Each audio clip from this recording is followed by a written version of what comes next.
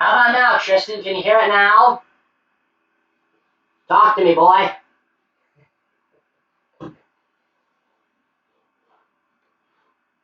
Alright, so I got the stream going. You can hear. Hang on just a second. Missing out the stuff here.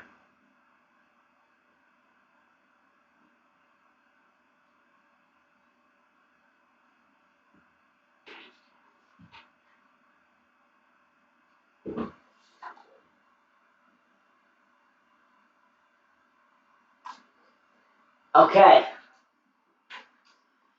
So, as you can probably tell by the title of the stream, welcome to Cobi time number 3. Now this is a reboot because I was going to originally schedule the first one for 2 o'clock p.m. today. Well, that didn't work, so now we're going to try it a little bit differently, and we're going to be doing a long one tonight. So, now, before we get started, let me just remind you all, what is Cobi? Cobi is a Polish building block company that's based in Warsaw, the capital of Poland, and it is like Legos. But unlike Legos, hey Liv, glad you can make it. Unlike Legos, Cobi is more diverse. Like Legos is more for child's products, basically like those who are from like 3 to 13 mostly. But with Cobi is more for the adult stuff, as you probably saw in my previous live streams.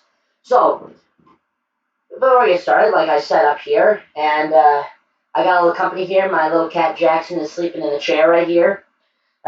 Make sure you have things that like you need for a long thing. Like I got myself a beer glass of Coca-Cola here.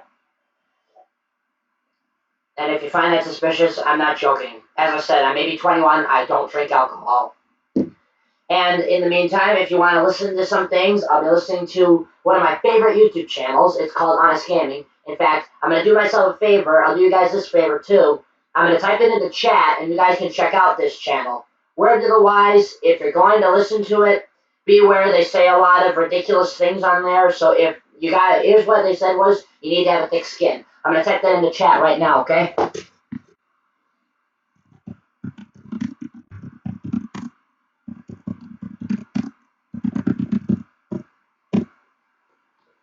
Okay, so there's the channel. Now, when you're going to be doing Cobi, as you heard, it is like Legos.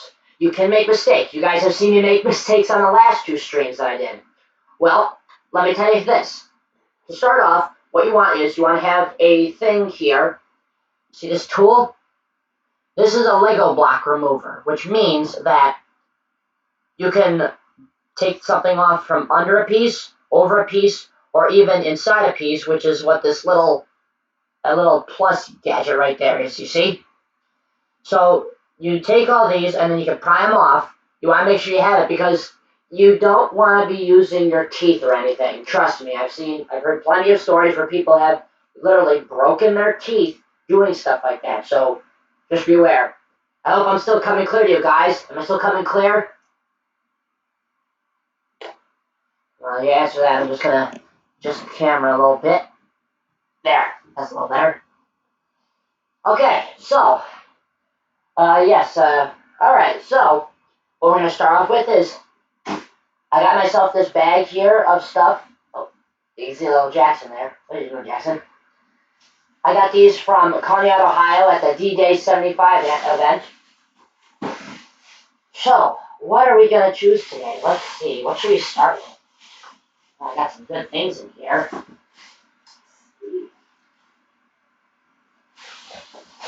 Alright, tell you what, I'm feeling German. Let's go with something German. Ladies and gentlemen, here we have what is known as a Kettenkrad, which was a half-track motorcycle built by the German army during World War II. Now you'd probably be thinking, how is that a motorcycle? It has to have 2 wheels. Well, this is what is known as a half-track motorcycle. And as I have my models here, I'll give you an example. I have this here. Okay, you look at this model. This is a half track. As you can see, it has the wheels up front, and it has basically tank tread tracks in the back. So, with this is what a half track is. So in case you're wondering, this is how it is with a half track motorcycle. You see, I understand that it's supposed to be all center line, but because it is a half track motorcycle, it has the one wheel for the steering that's up in the front here, and then you see it's got the two tracks, it's got the two tracks in the back. It can't have one track because it wouldn't be balanced. It would be too wide. So what I've done is I've taken one of the bins out from under my bed here, and I've rigged it up to put this board on top so you guys can see me build here. I know it was hard with the last streams because you're watching from a windowsill to me and my family room in my house. So with this, we're going to be doing it on this board, on this bin here.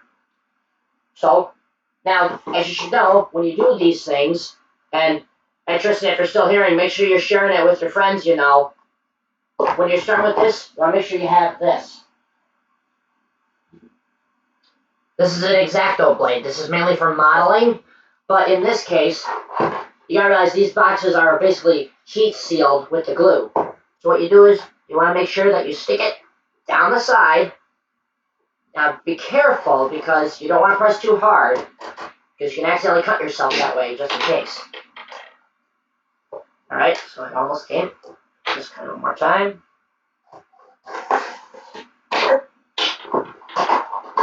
There we go. Always make sure that when you have these things, keep the boxes so when you're done with the trash, which are these plastic bags and whatnot, you can put them in the box and get them out of here all at the same time. Alright, so here's the little instruction manual. Everything comes with a manual. It's not like some of those things with, how can I put it, you got different things with Legos, like they'll come up with these things where you literally have to build and you don't have an instruction manual for it. But with this case, it's good. So, now that's it. Before that, I'm going to put in Honest Gaming so I can listen in my earbuds. And like I said, you're seeing my room, so if you guys have any questions, feel free to ask. But just be aware, this is a public chat, so please behave yourselves. Seriously, please. Alright, so, let's start, of course, by cutting the bags open. I made sure I replaced the blade for this. Ah, jeez. Okay, I'll do myself a favor, I'll stick this inside my shirt. Okay, move it there. Excuse me, I'm just a little bit congested, so if you hear how my voice is a little bit scratchy, that's the reason why, okay?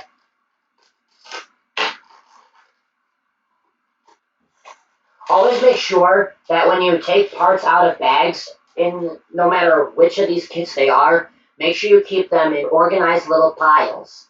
That way you'll be able to keep it organized and you won't have to worry about anything.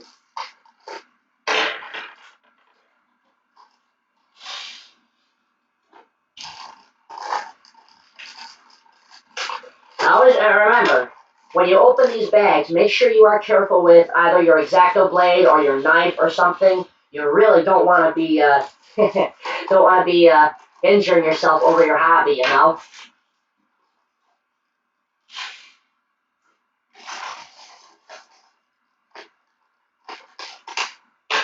Oh yes, in case any of you didn't hear earlier, now you can go into the description of the live stream and you can feel free to donate there.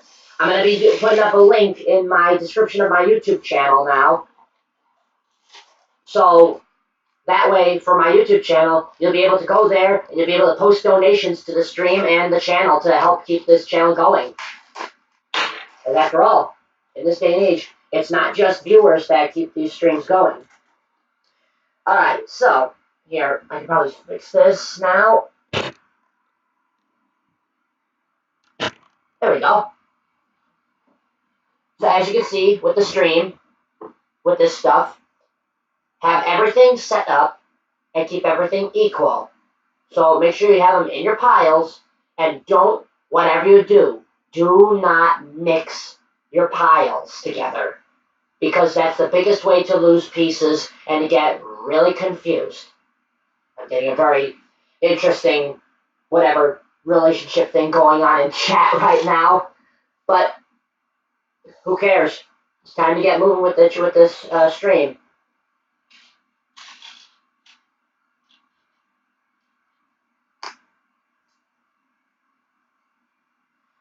Putting all the pieces together.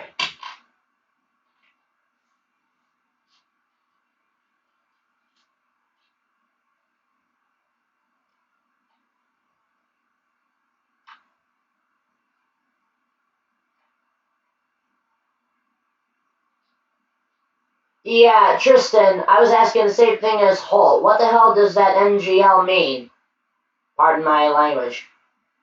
Okay, alright, I want to make sure. Like I said, I don't want any ridiculous slang here.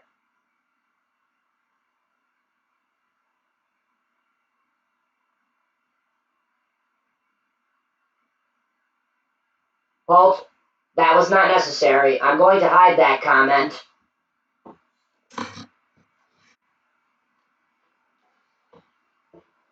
Like I said, guys, please, just behave yourselves in this chat, okay? I don't need anybody causing any unnecessary trouble. And please don't degrade yourself like that on the stream, please. Remember, you are yourself. Don't feel like you need to fresh up to other people's standards, okay? Alright, good. Alright, so we got some interesting things here. This is going to be one of the smaller kits, so it'll be able to be built a lot faster here.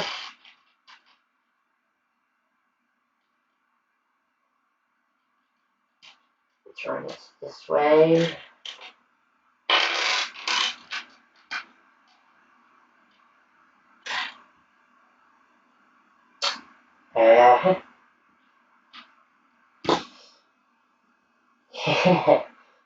If you guys ever get a chance to check out Honest Gaming's channel, my god, it's going to be great. If you guys will have quite a laugh with that channel. I'm not kidding with that.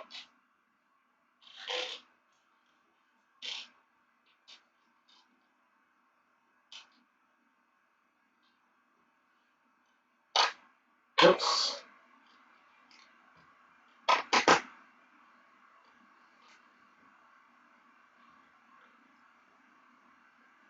Oh, ouch. Gotta be careful with that, Holt. I told ya. Trust me, but that's not the worst. If you've seen my cruise vlog playlist and you've seen those videos, you'll see what happened to me in Mexico. That hurt. Trust me. Huh? What poster, Tristan?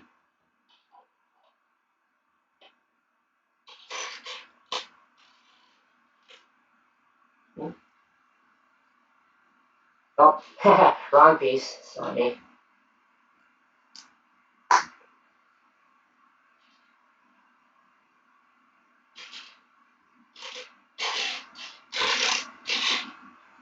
There we are.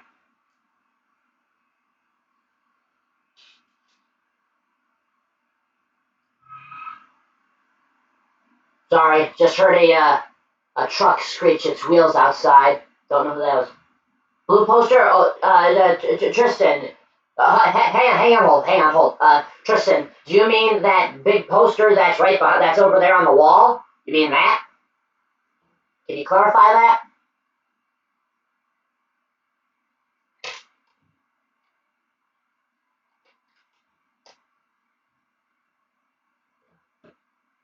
Are you guys wondering about the big poster that's on my wall over there? Is that what you're looking at?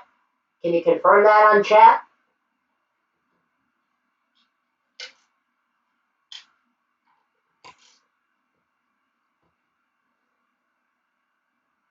Okay, that poster, you want to see it? Here, I'll angle the camera up so you guys can see it on stream.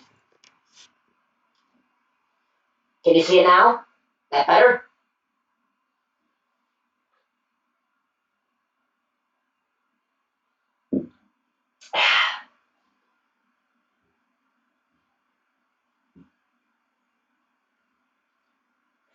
That poster, in case any of you people in chat are wondering, That's a carrier. That's an aircraft carrier. That's the USS Carl Vinson. That's yeah, CVN-70. It's one of the nuclear aircraft carriers of the Nimitz class. And the new class of carrier that's coming out is the well, it's already out. Is the Gerald Ford class, which is huge.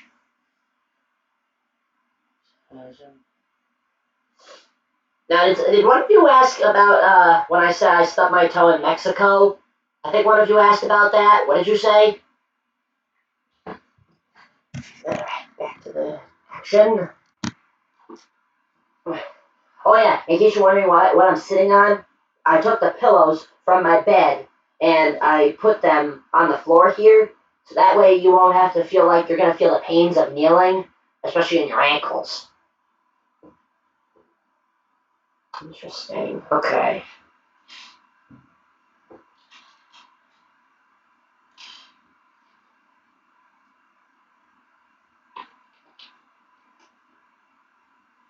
Hey, you liking the facts, Holt? Trust me, you... Oh, excuse me. You follow more of my videos, you'll find out a lot more cool facts, my friend. You'll find out a lot more. Oh, this is going to be interesting build here. Okay.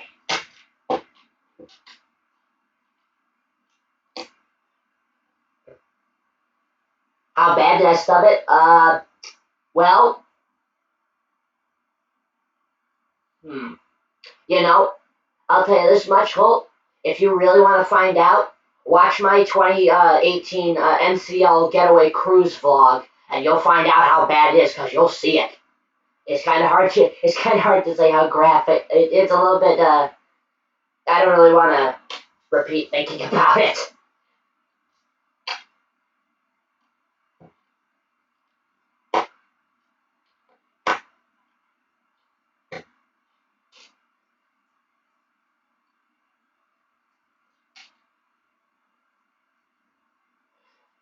Let me just say this one thing, Holt, and Tristan, if you haven't told them this, make sure that you save my videos to watch later, because a lot of them are usually over an hour long, just to let you know.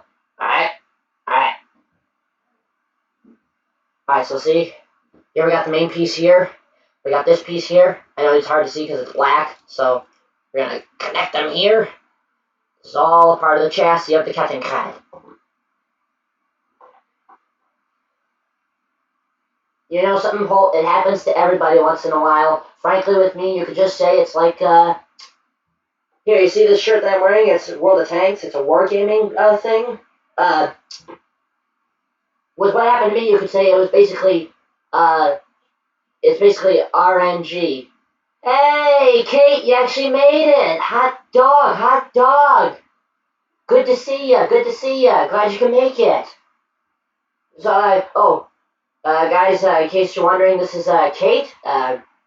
This is a friend of mine. So, everybody, just make sure, again, I'll say it again, behave. Just behave in chat, everybody. Make sure you're not saying anything ridiculous, because I'll make sure that stuff is put out. All right. All right. So moving on. Ah, grab the wrong piece again.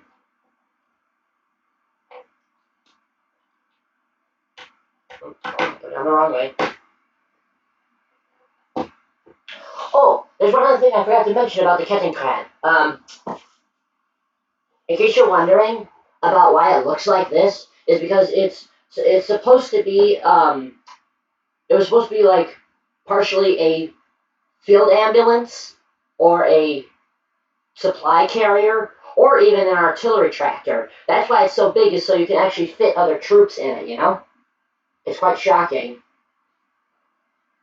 Okay.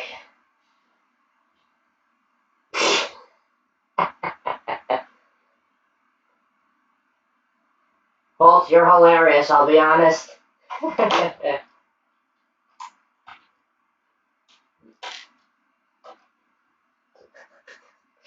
Sorry, just listening to a little bit of crazy stuff going on with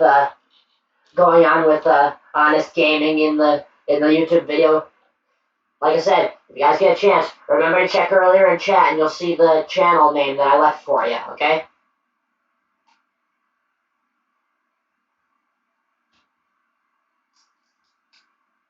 Time to move to the next one.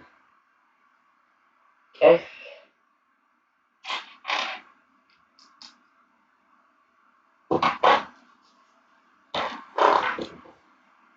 Ooh, this is going to be interesting.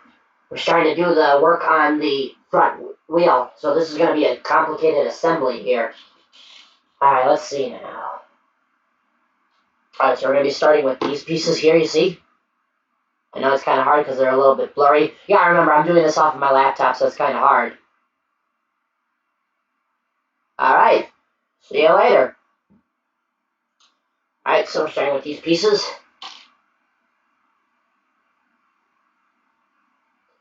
Alright, so we're getting these small pieces here. Alright, so we're starting with some of these other pieces too. And now, we're taking the tire here.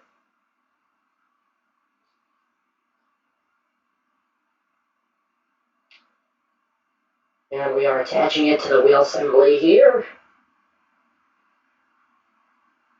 Here we go, here's the tire.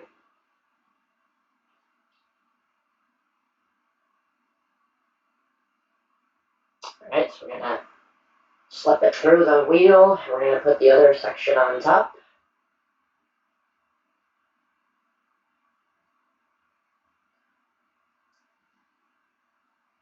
Alright, so here we are with the tire. It's kind of spinning a little bit. Alright, so now we're going to continue on with the assembly. Yep, that's that piece.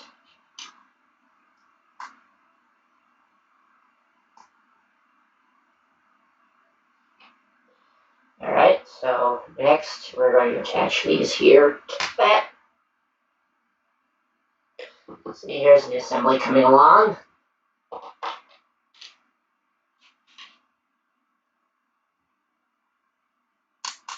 Adding the hinge action for this.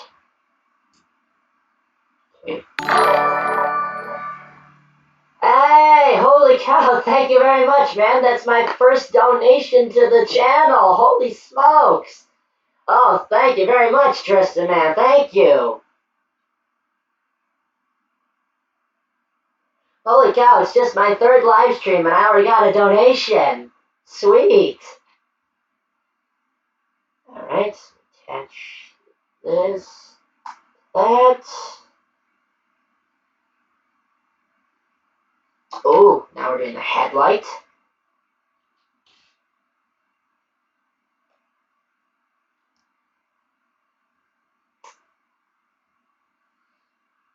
Alright.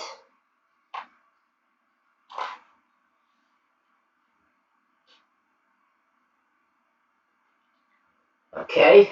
Now, so here's the front assembly. So you see how you can see how I mean by it's a motorcycle because it's got the front wheel. It's got that big freaking headlight and all that. Okay, so turn this that way. We're gonna attach that to the front there.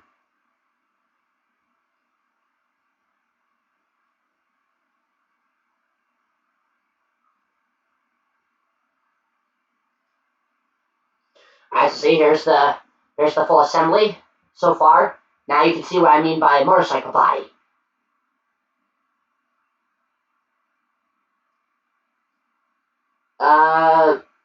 What are a pain to open, Kate?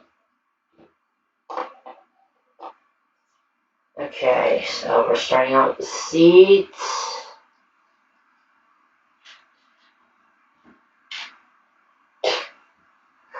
Nom. Common gamer term. Hey, Kate, what did you mean by what's a pain to open? I'm a little confused, Kate. Alright, so now we're starting to go with the body for the back.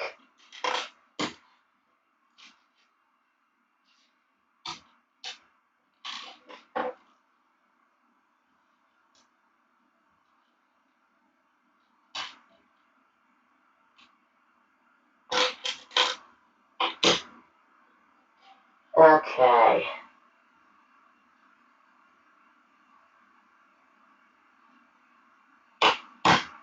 Alright.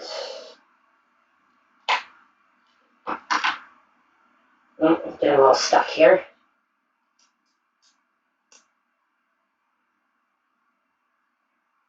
Alright, so we're starting to build the body up for the back, you can see.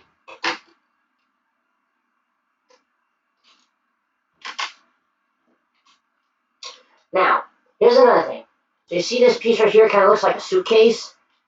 You see this piece right here? It's got that lip in there? These two basically go together to perform a hinge action. So, what you want to, as you probably remember me saying in the last stream, in order to put these two together, what you want to do is you want to put the one with the hinge down, so, like such, and you're going to take the big piece with the lip there, and you're going to press down lightly until you hear that snap, okay? That way you'll be able to get together, and as you can see, hinge action. So we need two of these for this.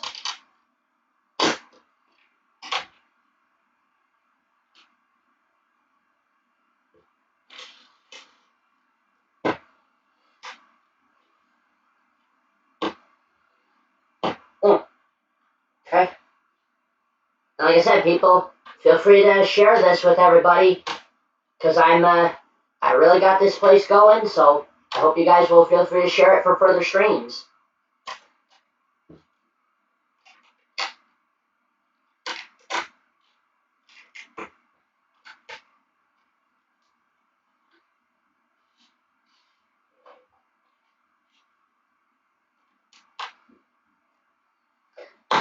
There we go.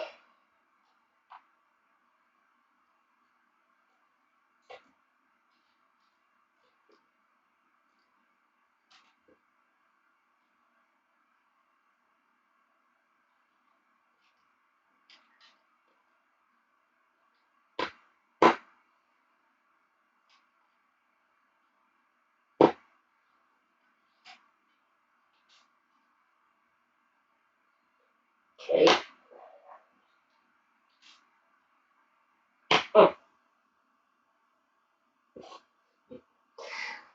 Again, as a reminder, if you guys really want to see something cool, make sure you check out Honest Gaming's channel. His gaming stuff is pretty funny. He mostly streams wargaming stuff, GTA. He's doing this one old game called The Witch's House. I can't really say he's done 4 videos already, but I will say if he is hilarious. He is British, so you'll get some very funny things out of him. Also, do be aware. Don't be judgmental when you see him or you hear his game or you see and hear his gameplay. He is autistic and he has what is known as dystonia, which means like his hands will kind of move on their own. So just be polite, and if you do ever see him live stream, just feel free to say what's up there. All right.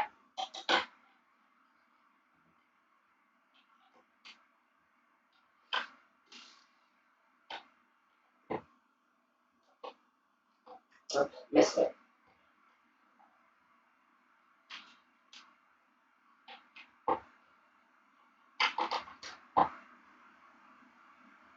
Hey, people in chat, how we doing so far? You guys holding up all right?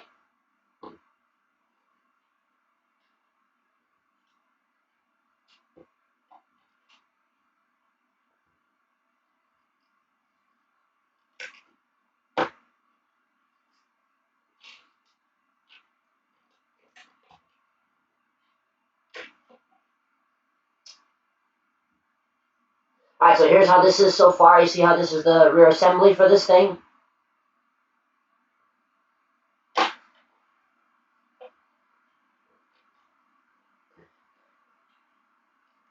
Here, I'm gonna do myself a favor. I'm gonna put the razor over there, and it just rolled under the board. Hang on, I gotta get that thing out. Yep. Where are you? There you are. I'll turn it perpendicular. That way it works. Readjust my pillows a bit. Ah, that's better.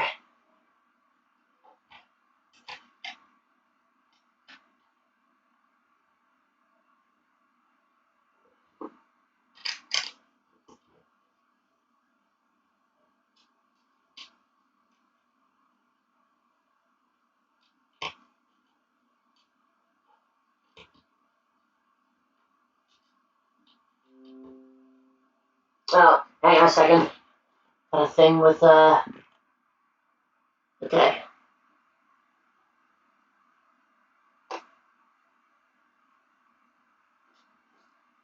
What are you saying, Tristan? Are you saying that to me, or are you saying that to somebody else in chat?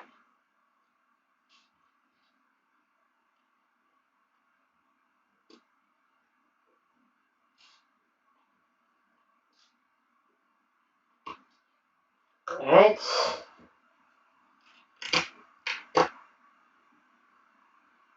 Okay, so this is the complete assembly here. So what we're going to do is we're going to take the full assembly and we are going to attach it.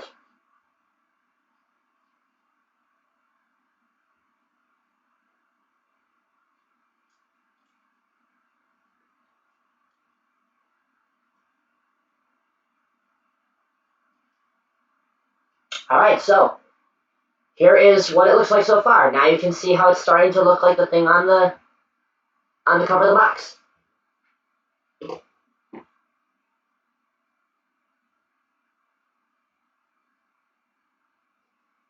Tristan, are those the same friends that I saw you in the dining room with the other night? Yeah.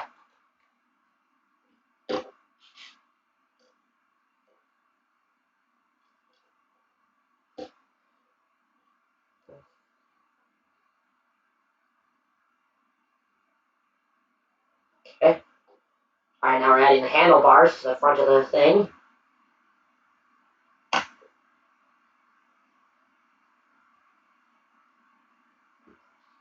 Oh, we're adding the shovel to the side too. Okay, so here's how you see. Shovel on the side right there. And then there's the handlebars right up there on the front. Adding the bottom.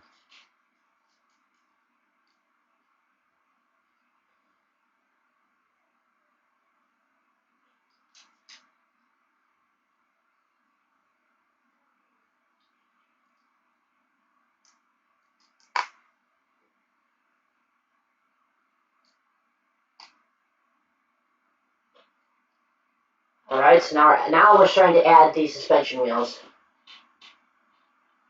Oh, well, make sure you have them check out my channel before you bring them over.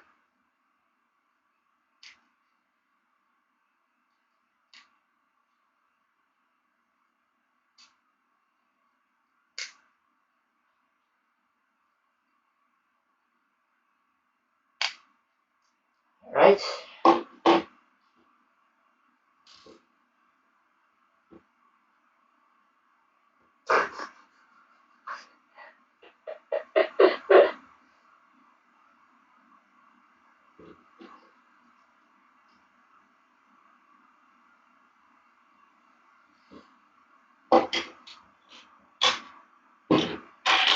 Now we're starting to get the track assembly set.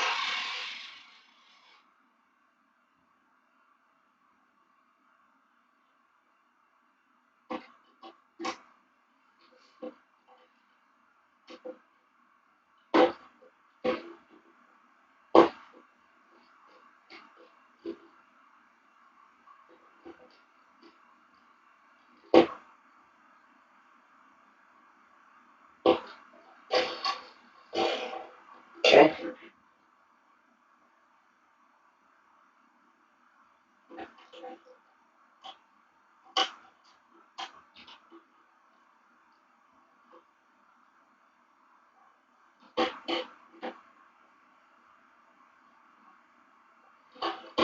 Alright. Always make sure that so you see with the suspension wheels here, make sure you don't, with certain pieces they'll have holes through them that you'll connect through the sides. Make sure you don't press too hard, because if you do that, the tracks will not be able to spin freely. Okay, so, on, starting with more of these.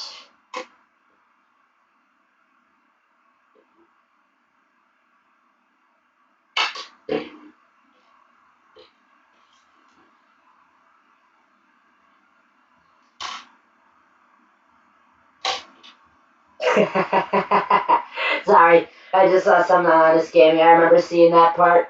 If you want to know, there's a thing in World of Tanks that's called artillery, and there's a thing that people used to be able to do in their platoons. They'd be able to block the gun of the artillery, and the artillery would basically kill them and potentially kill themselves. Basically, with this, they call their clan that they're in. Honest Gaming has is called the Shenanigan Battalion, or SBN. And what they would do was they would literally just do that deliberately to each other and basically blow each other up. They do so many crazy things. That's why I say, in case you should really, really check out that channel. It is absolutely hilarious, I'll tell you. Alright, so continuing on.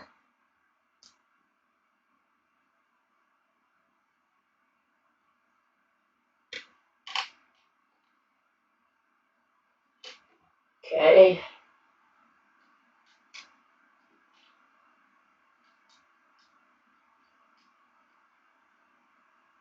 Right.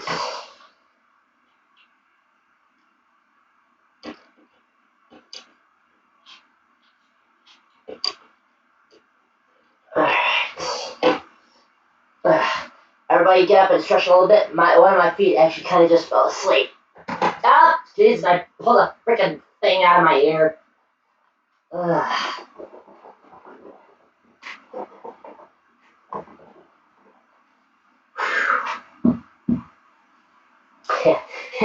The one thing I forget to do when I stand up, I forget to take the freaking earbud out. Oh my gosh. Alright, so now we're starting to put the tracks on this thing. As I said before with you guys with the tracks, you really want to make sure that you pay attention to how you need to put the tracks on.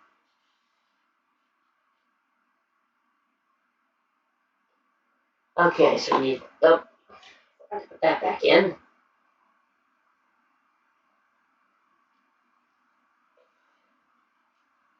Alright, so it's calling for 28 pieces on each side for each track.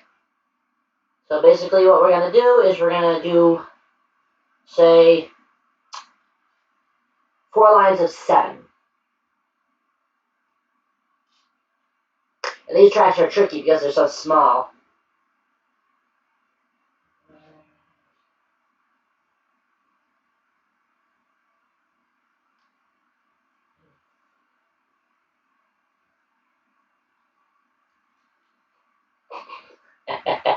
One of them just fell off a bridge in the game. Ah, man. Alright. Let's do it like this thing. Oh, that's actually not bad. What do you guys think? Do you guys think it's better me kneeling, or you guys think you want me to see me cross-legged? Tell me that. Just so I have preference for like another stream.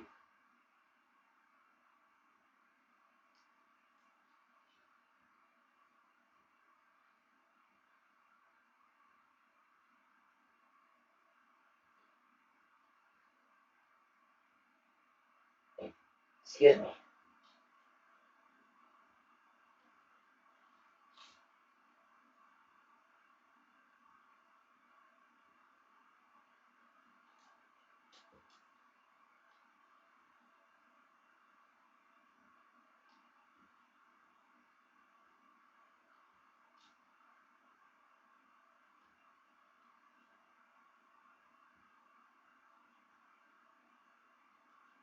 Okay, speaking of which, with the Kettenkrad people, if you've seen the movie Saving Private Ryan with Tom Hanks from the 90s,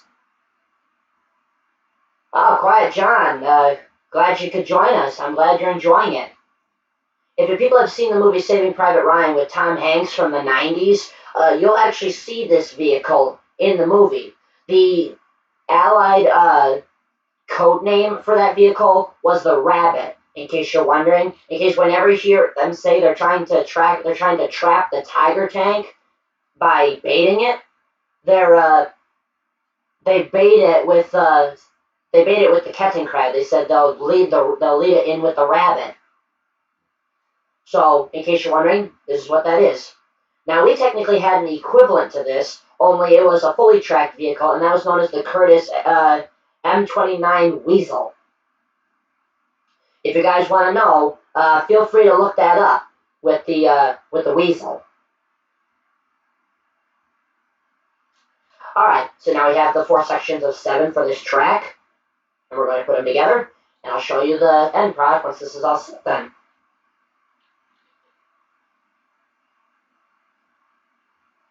So you see here, here's the track right now, how it's all straightened out. And now we're going to attach it to the vehicle.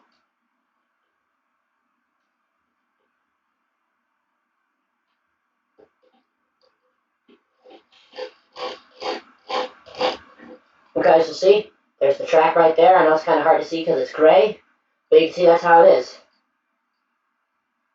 Hey, Watson, glad you could join us. Yeah, it was a good movie. And then, of course, as you know, because it's a World War II movie, just be aware, because that's when like things started to get really graphic with stuff like that. So again, people, whatever you see, beware. Don't be showing it to children. Although then again, I saw the Lord of the Rings series when I was like 7 years old, and that stuff is like is PG-13.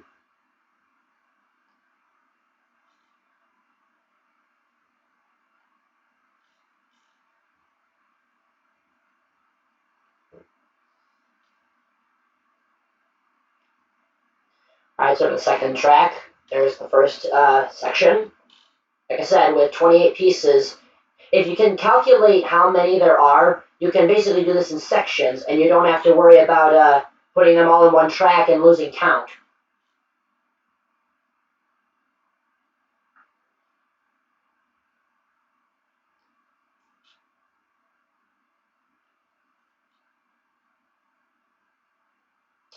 Alright, there's the second track.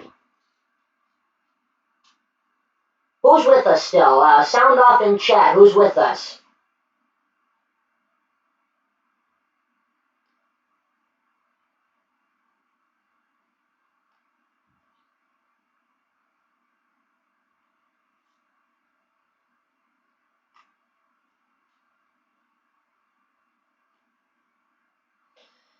Section number 3.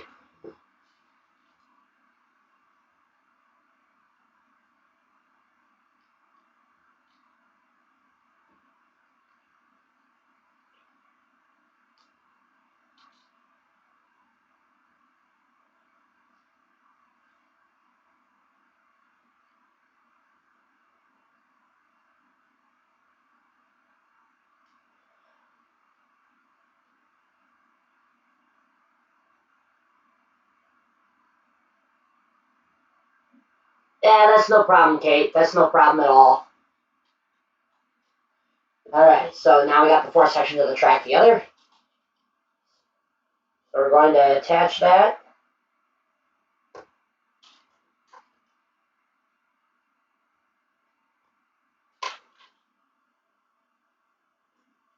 So again, there's the full section of the track, and now we're going to attach it.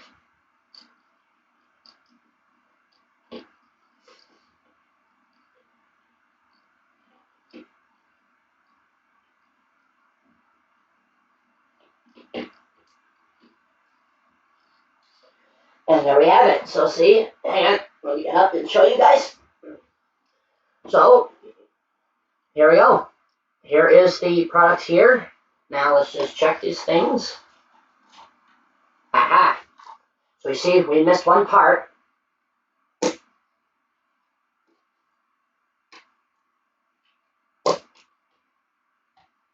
Okay. Alright, so now we're going to put the figure together.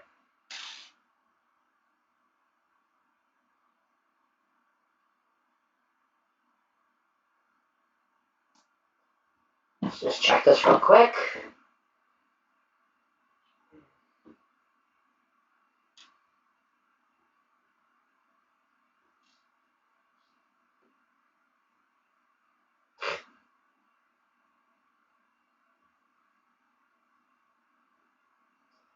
And here we go, here's the little figure. Yeah, look at that little face, he's all like,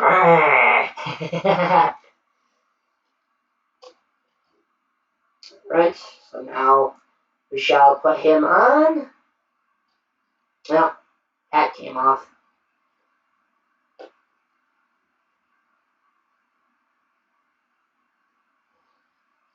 And ladies and gentlemen, here we have the completed Kettenkrad.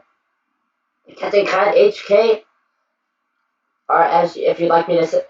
Here's a real question right now. Would anybody like me to say this thing in German? Would you like to hear the full German name? Let me know that in chat while I put away these extra pieces. In case we want to know for extra pieces, always make sure you have extra bins for these things. As you see right there. Yep. Again. So what do you guys think? You guys want to hear me say the name of this thing in German? Let me know.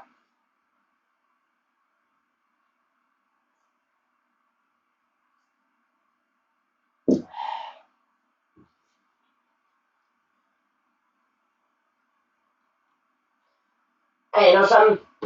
If you guys don't say that, well, I'll just say it anyways. It is the Kettenkrad HK 101. Okay, that means Kettenkrad HK 101. Okay, all right. So, I forgot to show you this. Here's the little information card that comes with these things. They can be for you can actually use these as gaming. As you look right here on this card, it's got all these. Gonna put these thing away.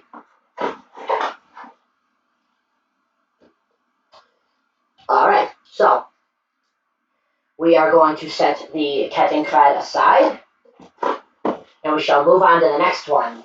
Let's see, what should we do? What should we do?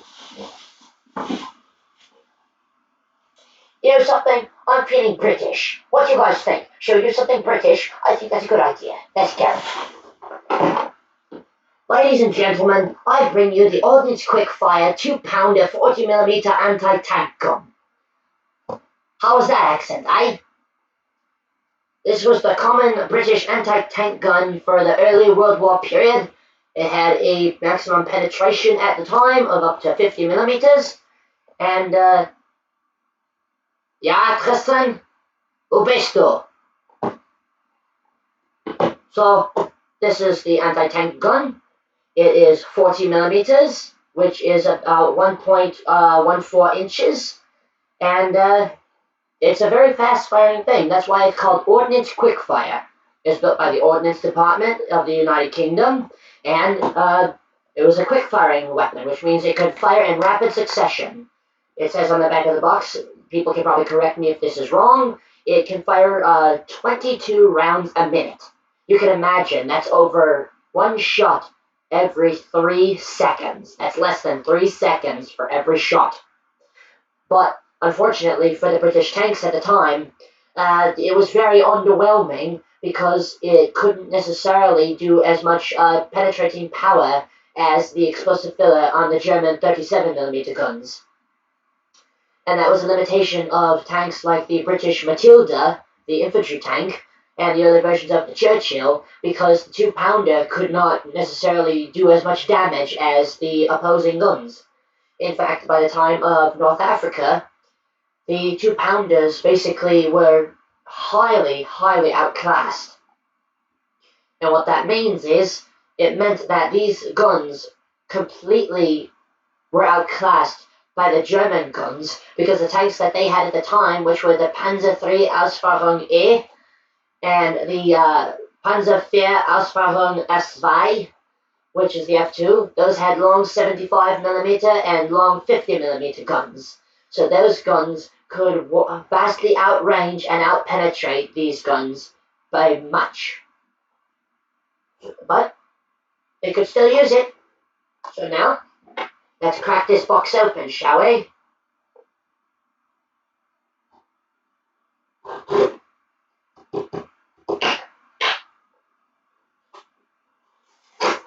But look at that, it came open in one go.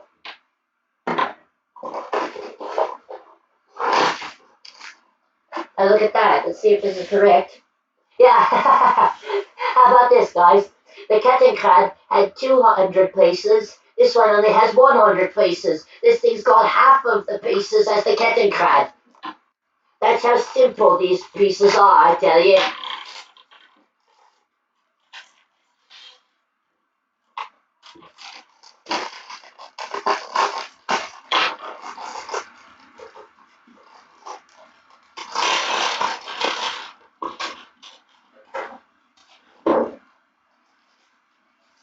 I almost poked myself with the razor there.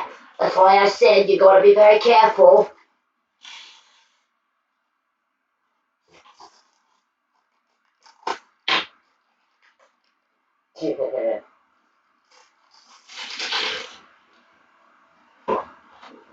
Alright, so now we're gonna start with this.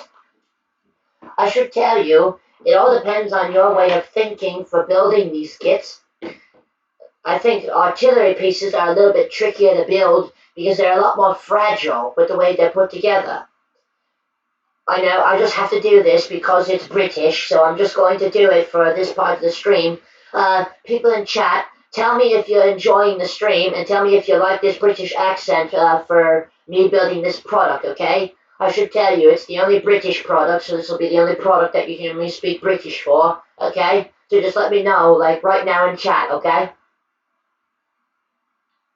Check this.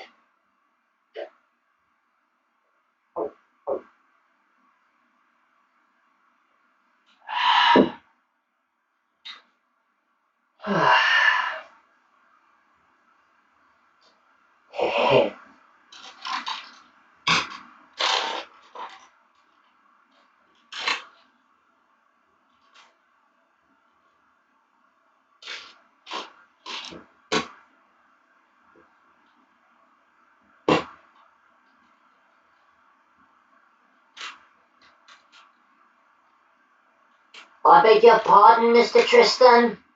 You want to repeat that?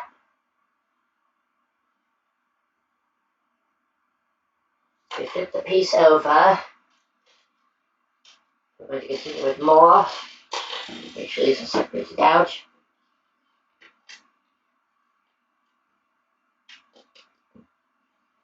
I'm going to turn that in.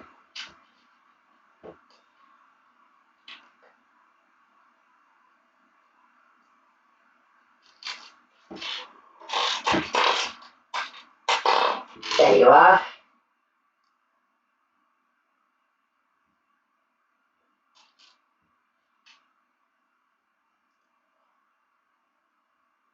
Oh, here's a question for you. Everybody tell me, would you like me to do a Sir David Attenborough accent?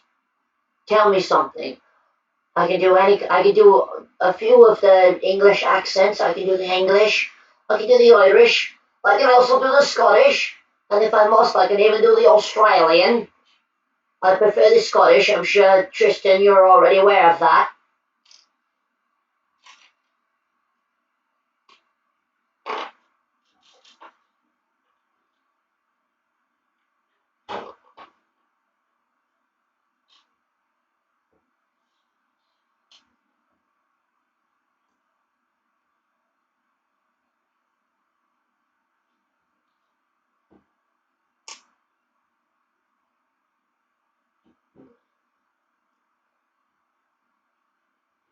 Oh, we got to build two of those? Okay, good, good. Good thing I noticed that.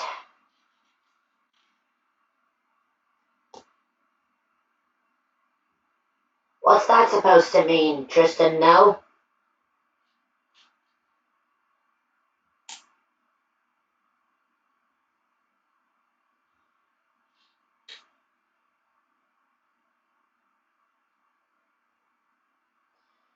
Okay, so we got that.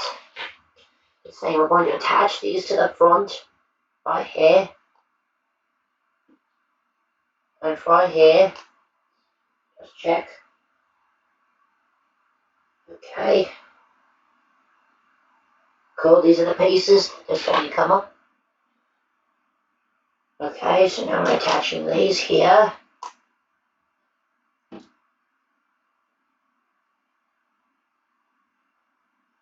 Are you guys up for hearing a Sir David Attenborough accent? If you're familiar with him, he did Blue Planet and the Planet Earth series. Like I said, feel free to let me know whatever you think.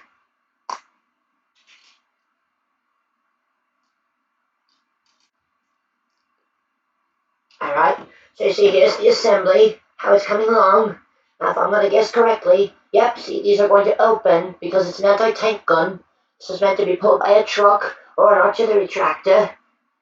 Okay, let's see where else we're going. Okay, so we're going to need that piece right there. See this little piece right here? See it? That's what we need for the next step. We're going to go with a long piece on one end.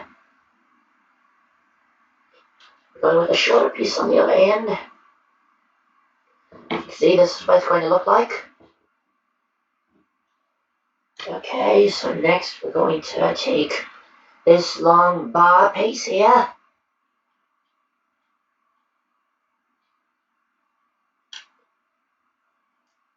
I'm going to attach these to the ends as it shows.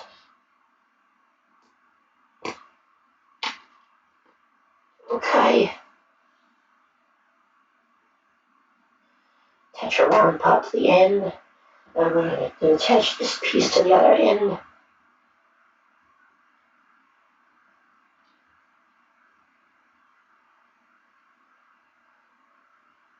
Oh my god. Somebody in chat, if you're listening, tell me if you've heard of the Planet Earth series on National Geographic. Somebody please tell me that right now.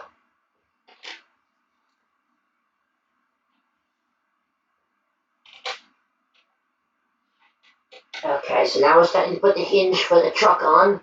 So we're going to take the pieces that we need.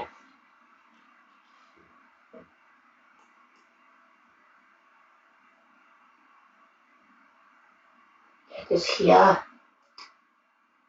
going to attach this to the front of that.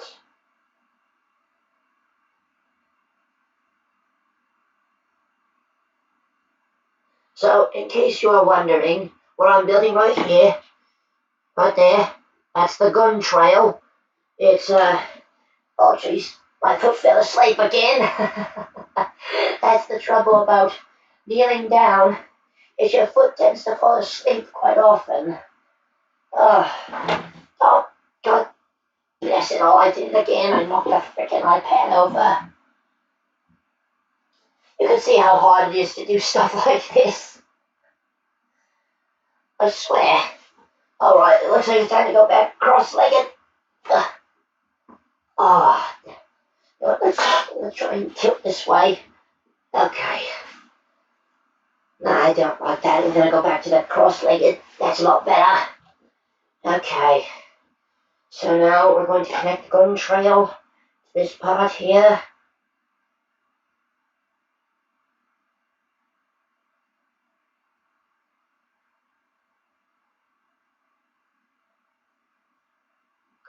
Okay, so you see how that is? You see you're right in there. That's how the trail's looking so far. So we're probably going to be doing the pivot head now for the gun. We'll start with this rotatable base here. Here, I want to try something here. Oh, that's better. That's actually much better. Okay, let me try this. I'll turn it this way. Yeah, that was even worse. I'm going to try turning it that way. Oh, that's better. Can you guys see me outside of the Cobi time thing, can you? If you hear anything talking in the background, that's my family who just came home. Okay. Alright then, laddies, it's time to get a move on. I hope everybody is still having a good night here. Just doing the best I can to keep the stream going. I know it's late, but I'm sure a lot of you people have been able to stay up before, so just bear with me.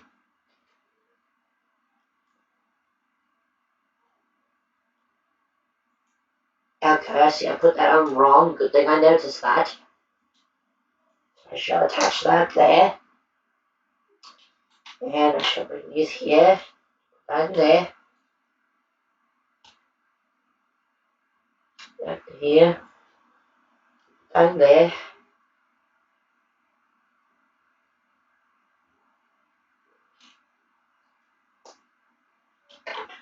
Alright, so we're going to be taking another one here. We'll put it on there. Who's the viewer here? Tristan Man, is that you still watching?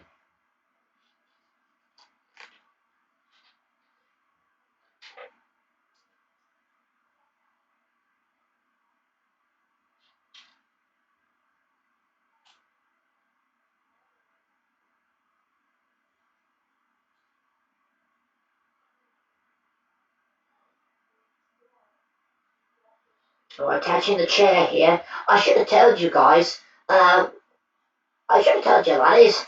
With the 2-pounder gun, it was a very interesting mount. It actually had a seat on it where somebody could sit.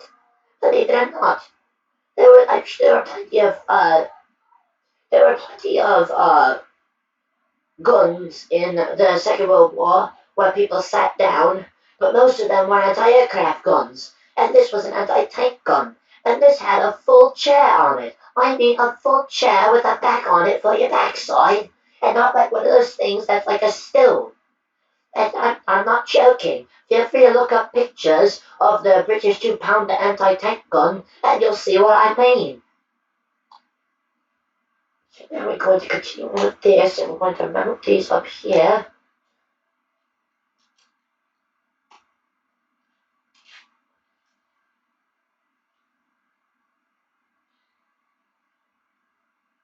Oh, brother, what do you know? I put in the wrong piece again. See what I tell you? I get mistakes like this all the time. It's something that just happens.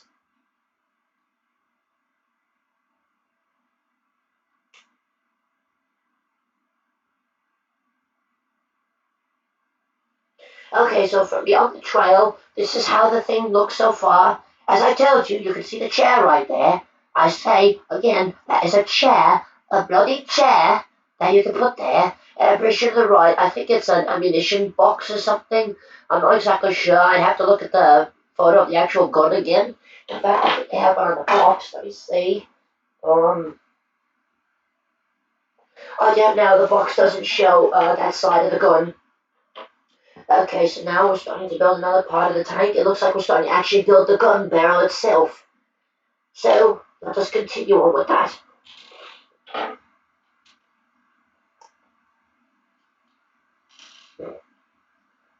Just the laugh I just heard on their stream that I was just listening to. The laugh that just came out. It's so funny.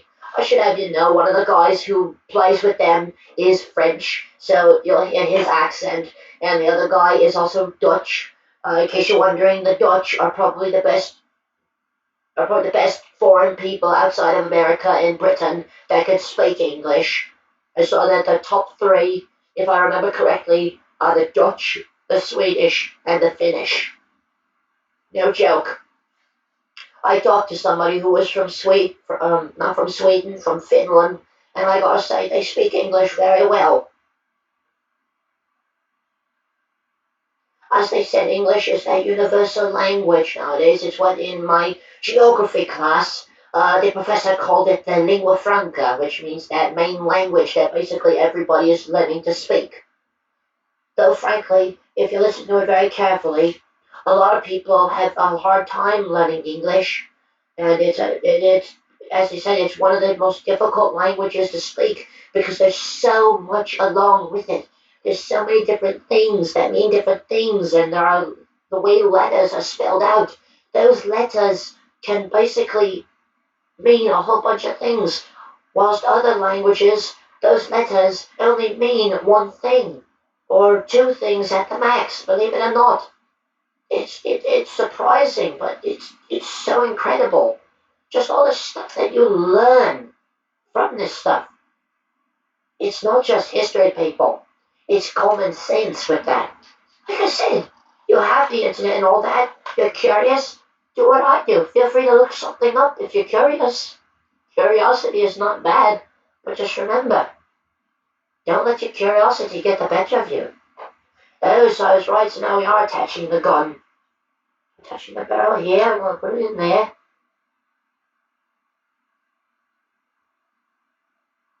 push it straight. So here is the assembly right now. You can see the assembly of the gun. It's basically pretty simple. It's just a long, thin barrel, 40 millimeters in diameter. I don't really have any 40 millimeter rounds here, but I can show you. I'll give an example of this. Give me just a second. I'm not going to forget to take this out again. Let's take out the shit.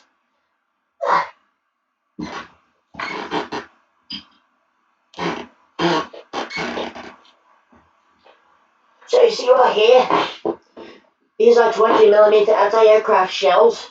This is from the British 20 millimeter anti-aircraft gun, and this is a dummy round from an Oerlikon.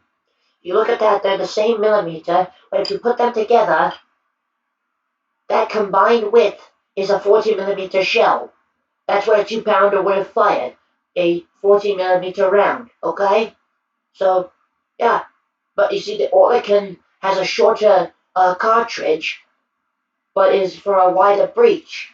And this one is for different sizes. Yeah, I looked it up, 20 millimeter Mark II. That is basically a British anti-aircraft gun.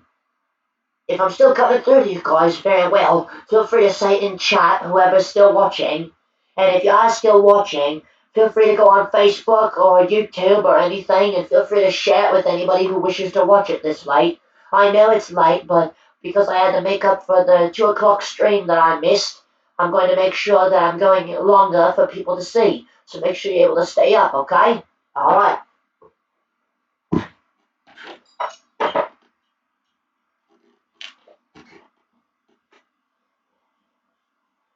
So we're going to come back and continue. We'll put this thing in. I'm going to stick this down in there again so I can listen. So now what we're starting to do with this is we're starting to build the gun shield. And what the gun shield is for is it's to shield the gun from shrapnel or small arms fire from the enemy to protect the crew. Early anti-tank guns did not have such things when they first built. In fact, the first anti-tank guns were not even anti-tank guns at all. They were modified field guns from the First World War. When they started building anti-tank guns, they had to put into perspective the infantry that could come and knock them out. So they would put the gun shield on them to keep the spray from hitting the crew. I should warn you though, thin shields like that were not going to hold up against high velocity rounds such as the 50 cal machine gun, because the 50 cal machine gun could penetrate up to at least 28 millimeters of armor at 100 meters. And those things were very powerful. If you got to remember, if a 50 caliber machine gun round hits you, it is going to knock you out instantly, if not blowing apart one of your insides very drastically. So you can imagine thin sheet steel like that is not going to hold up against it. But that was later on in the war, and this is early on. So you can imagine just how that evolved. But I'm not going to get into that now because, heck, that's for another time. And right now, we're building a British 2-pounder anti-tank gun, not a late war anti-tank gun. So let's continue, shall we? Alright, laddies, let's go.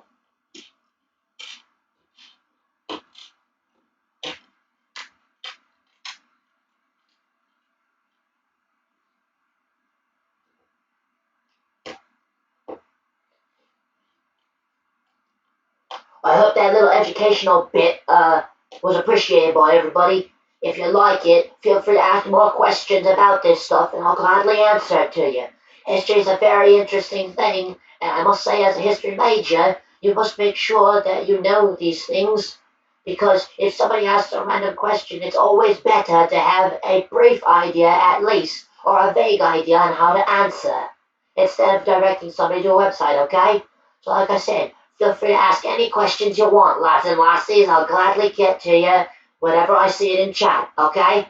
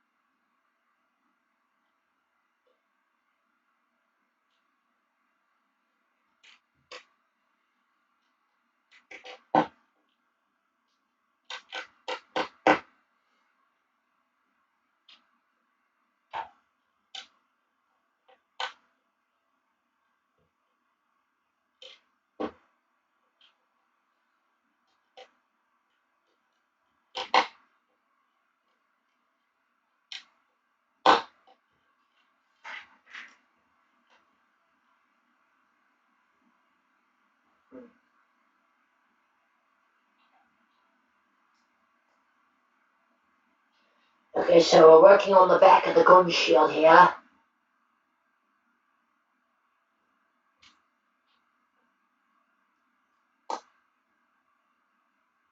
Just out of curiosity, are people still active in chat? Because I haven't seen it move in a while. Can anybody just clarify in chat that you're still around and that the chat is still working?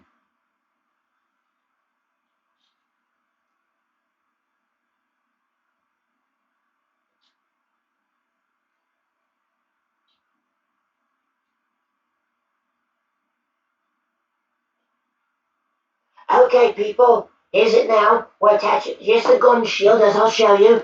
This is how it looked. This was a common gun shield. The gun shield on the 2-pounder kind of got supersized for the biggest anti-tank gun that the British had, which was the 17-pounder, which was a 77mm gun that was used since North Africa. And it was very effective. It could punch through almost any German tank's armor at the time.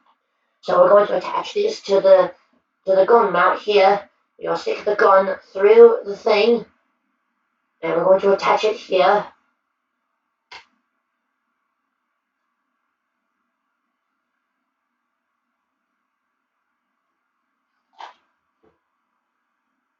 Okay, so here it is. This is the gun right here. This is the mount along with the shield.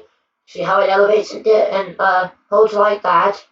So we're going to attach it to the thing now. Attach it to the assembly. You press in here until you hear this. Okay, you hear that click. Okay, good to know that you're here. Good to know, good to know. Okay, so now we're going to attach the stuff to the base. We're attaching the wheels now.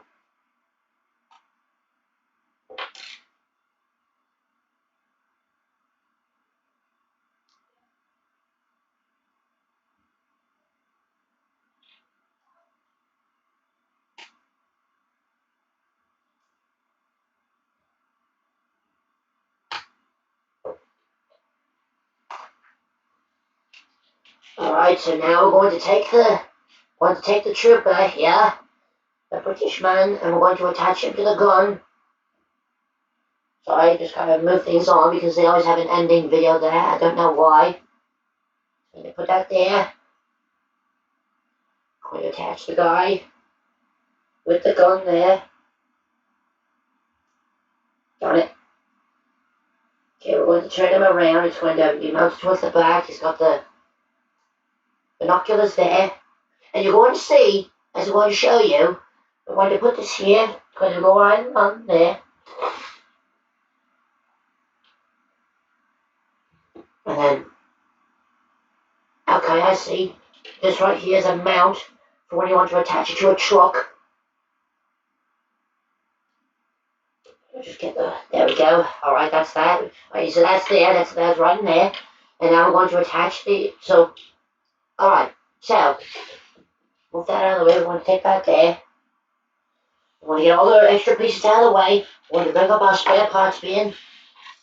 Take them off, put them in there. We got these rounds here, which are meant to look like it goes in the gun. It's kind of hard to explain, but I'm not exactly sure where they would go. But I'm going to try and just mount them somewhere on this gun.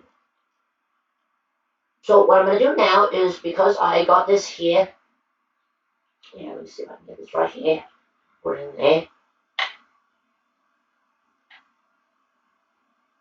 Alright, come on, my friend.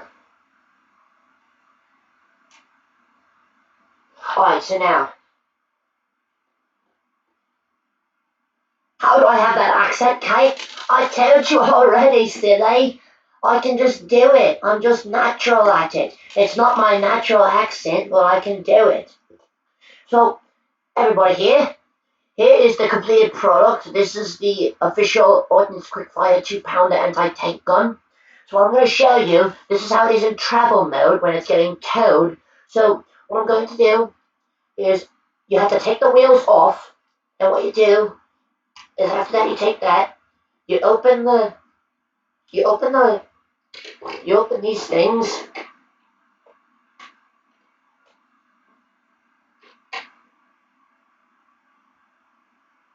and so here is how it would show with the 2-pounder anti-tank gun. The gun would sit right here on this assembly here, and I'm sorry, I gotta fix this up. It's a little bit screwy. I'm gonna try and I could probably lift the wheel up just a little bit. Darn it. Yeah, give me just a second.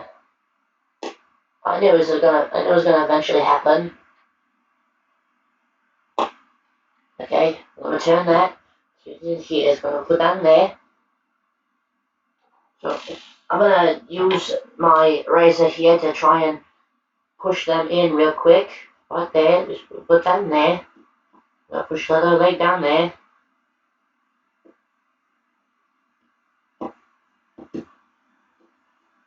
Alright, so here, as you see this here, this is how it goes. This is what you'd be seeing if you'd be seeing the British anti-tank gun in the field. It would look like this, as you can see. You can see it's like this. So this is a 2-pounder right here. You can see you put it in there. And then the shield is meant to angle to be able to go up higher. So as you can see with the motion that it's moving right there, it's meant to do that. But this is what the British anti-tank gun crews would be firing back then. I think, if I remember correctly, let's see if I got that right. Well, it doesn't say in the box, but I'm pretty sure that the average crew that would be using this, I think would usually be about four or five men. You'd have the gunner, you'd have the 2 loaders, you'd have the commander, and you'd have the radio men that would call out targets if necessary. So it usually have a crew of 4 or 5 men. But you do got to remember that also means the supply crew, which would be probably about half a dozen men, along with the towing vehicle to pull this vehicle out. So, and when it would be time for it to go away, all you do is you turn this thing back center. You would basically push these trails up, and you fold this up for it to lock in place, and then they would reattach the wheels as such. Now note, this is a Cobi model, not a real model, so it's a little bit different. So you're going to take it, just stick these in here, and voila! As you see, there you have a towable piece of artillery. I'm still not sure where I'm going to put the pieces. In fact, I think for now, what I'm going to do is, because the way the pieces are set up, and I want this to be set up in the travel mode, I'm just going to stick these on the bottom of the feet for the gun, and then when it's time to open it back up again, I'll take them off. And so, ladies and gentlemen, I give you the incredible Ordnance Quickfire 2-pounder 40mm anti-tank gun. Okay? So, hang on.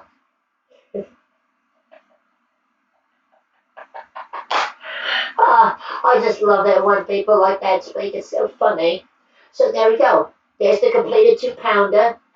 So I'm going to take that. I think, if I remember correctly, I don't know if I can do this, but I should be able to attach this to something like the Kettenkrad, like this, as you see here.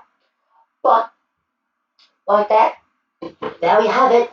That is the second kit done. So let's see what else we can do now. Oh, what should we do? Let's see. Oh, I like this one. Let's do this next. Ladies and gentlemen, I give you the American M1 155mm heavy field cannon, also known as the Long Tom. This thing was a heavy cannon that was used during the Second World War. In fact, there are some countries like Austria and you know what, I need to drop the accent because I'm not speaking for a British term. So places like Austria still use this gun, believe it or not, as artillery in certain cases. It's 155 millimeters or 6.1 inches in diameter, and it can fire up to a range of, if I remember, it can fire up, yep, up to a range of about 15 miles. These things were absolutely devastating against German heavy armor, especially the Tigers and the Panthers, because super you didn't really need super armor piercing ammunition to destroy those things with such a heavy cannon. Because you gotta realize this fired a 155 millimeter projectile, and the round weighed about 100 pounds. It's similar with the modern weaponry nowadays of like the M777 howitzer that we use. It's basically a similar principle. Those shells weigh 100 pounds, and when those things come raining down on you, you don't have protection against that because it's such a heavy, punching, armor-breaking projectile. So now what we're going to do is we're going to take this, and again, cut very carefully. We're going to peel this out a little bit. And what we're going to do is we're going to get deeper into the glue.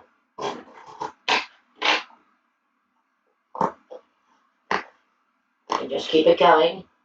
And again, remember, watch, because this is an X-Acto blade. These are very sharp. Those who model and build models like I do know that these X-Acto blades are extremely sharp, so you really want to be very careful. Alright, so let's upend it. I kind of freaked out my cat Jackson there. The instruction thing fell off. Oh, this thing actually has a thing too. You take a look. Here's the information card for when you want to play the games. But I don't play the games, so it's not really of any concern to me. I just like building them, and heck, I'm going to even try to do stop-motion movies with them. But that's going to take a little while. So now it's time to start cutting this stuff out and start getting these things going. Kate, if you're still listening, feel free to share with some of the classmates or some of your friends from wherever, because I'd really love to see other people checking out this stream.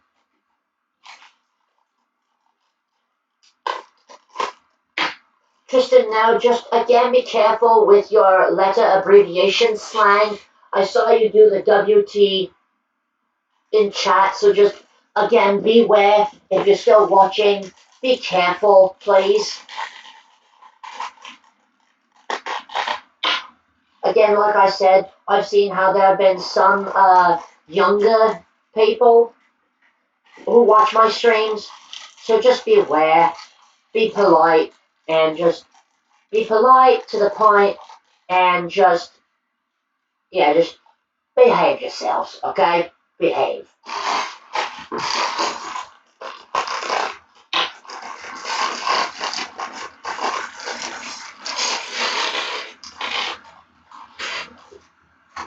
Let's go to the box.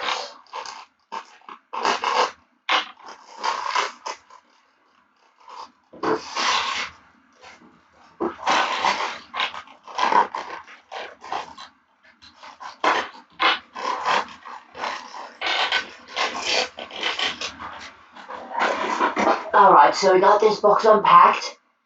So now we'll start with building with this. Everything's set up. Now, artillery pieces shall usually be easier to build than the armored vehicles, as I've said. But, again, I've built these things. I've been building with Legos for so long. It's pretty incredible what you can do. So, alright, so what are we going to start with? Okay, so seeing that, this here, I'm going to put that in there.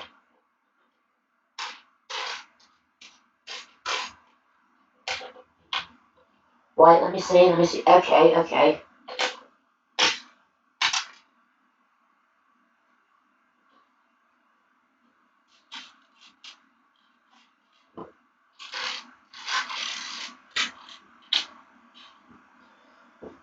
Alright, we're going to be taking this and starting there. Put that in here, and I'm going to put that in there. Okay. So beyond this now, we're already starting to do the wheel assembly, as I can see, because of the pieces that we are using. Yep.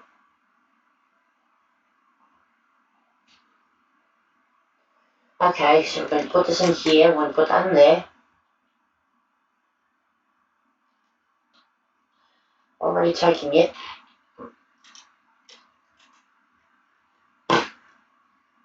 It already missed. Ha!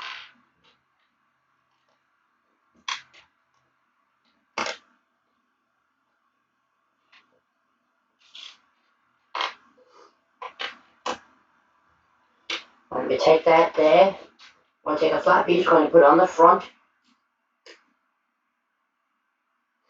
Oh, we're starting with a big piece now. I'm going to put that on the top.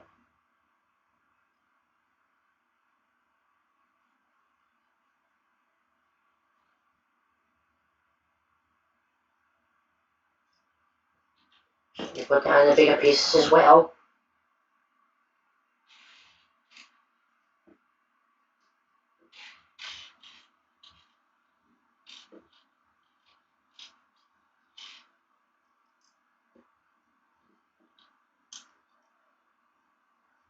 So you can see so far how this is already starting to go. Pretty cool, huh? Now we gotta flip it so we can work on pieces on the bottom. We're gonna take that. I just realised I'm starting to talk in a British accent again. I don't know why. Alright, so take that piece there.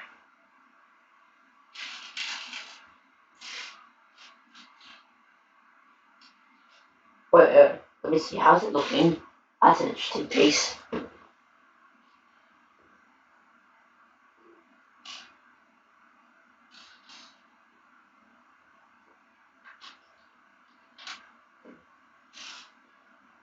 I don't think I've ever seen a piece like that.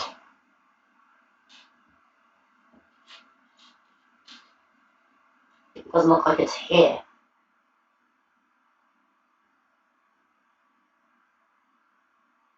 I'll be honest, it's a piece that I've never even seen before.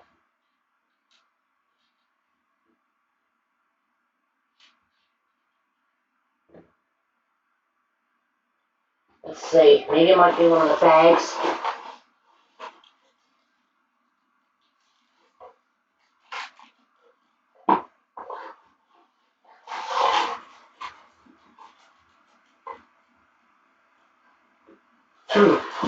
That's strange.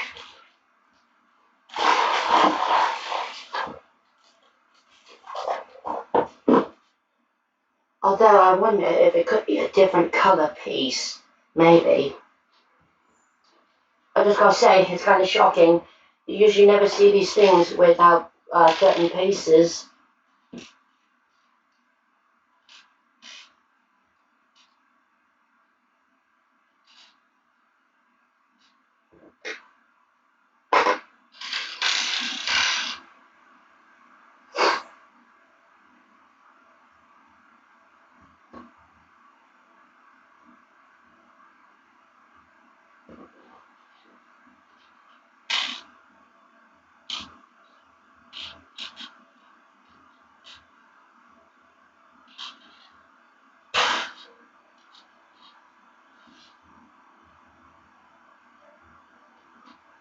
Hang on. Something strange about it. It's just like I'm seeing a piece in the instructions, but it's not appearing with this. And I've never seen that.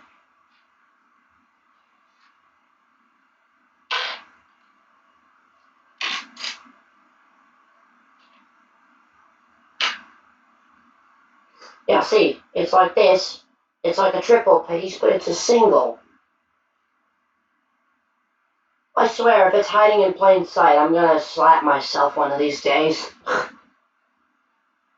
I might have...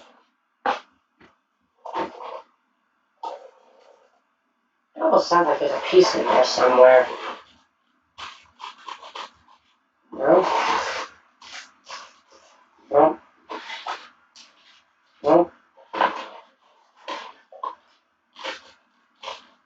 No?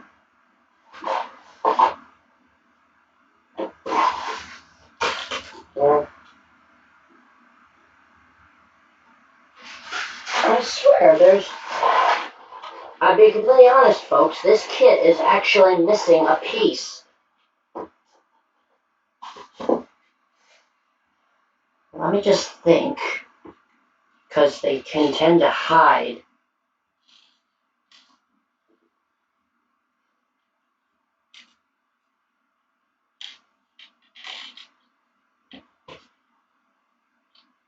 Okay, hang on just a moment. I'm gonna try and do this. I'm not sure if it's gonna work, but I'm gonna see if I can potentially build around this and see if it's gonna work. I don't know if it's going to work, but we'll find out. And if necessary, I literally got my giant bin of extra pieces here, so if I need to find an extra piece, I should be able to find one in there, hopefully. Alright, so stand by. Although it could be maybe a piece fell off or something. It doesn't look like it's fallen off.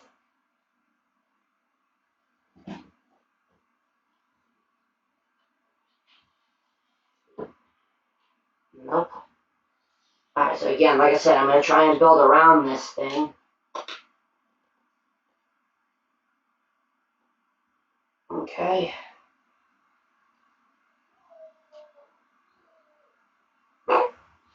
If you're hearing a crazy sound in the background, that was my dad making a strange noise.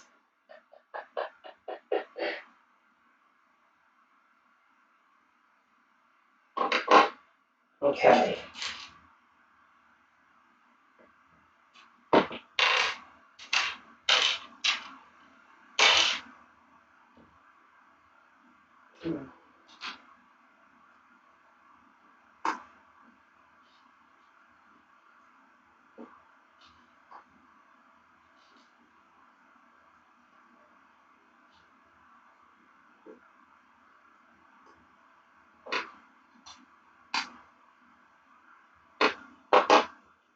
Alright.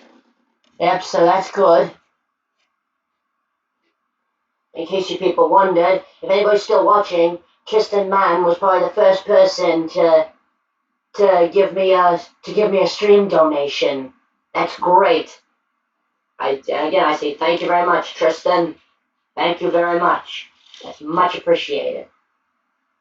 In case you're wondering, if you're following the stream, you can feel free to go into the stream description, and you can donate through there. I'm also going to attach that to the description of my YouTube channel, so you can feel free to donate through there if you want to continue seeing great stuff like this.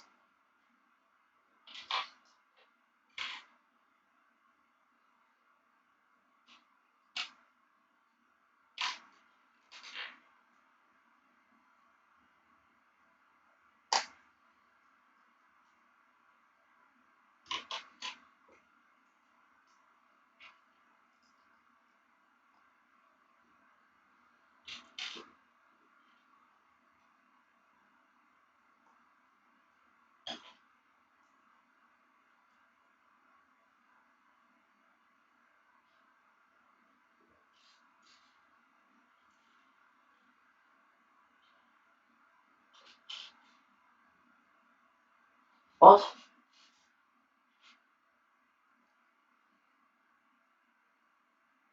I'd say I'm. Oh, I just found the pieces. There's a bag under the board that fell off. Oh my god. Oh my god, that's embarrassing on so many levels. This is what happens, people. Everybody makes mistakes like this.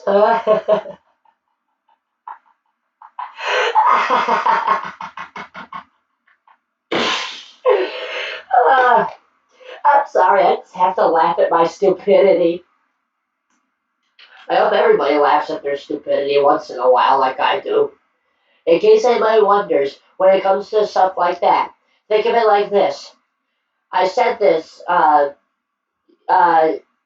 Kate, you'll remember me saying this. It follows a Japanese idiomatic phrase that says, Nana kahobi yaoki, which means fall down 7 times, get up 8.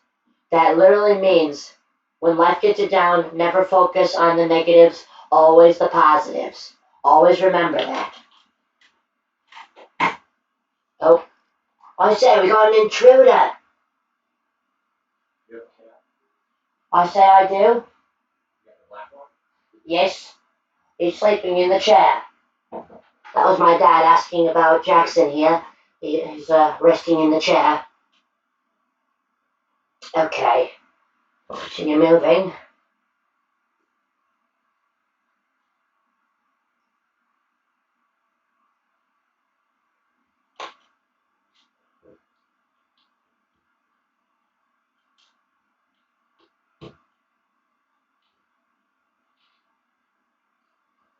Okay, so what we're doing right now is we're starting to put together the gun trails for this thing.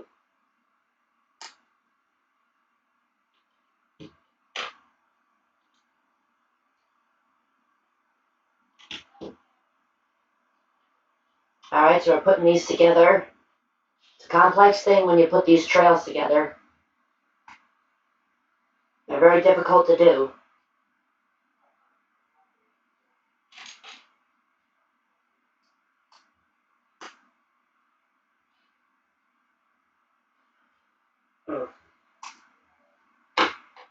I'll show these things to you guys in just a moment.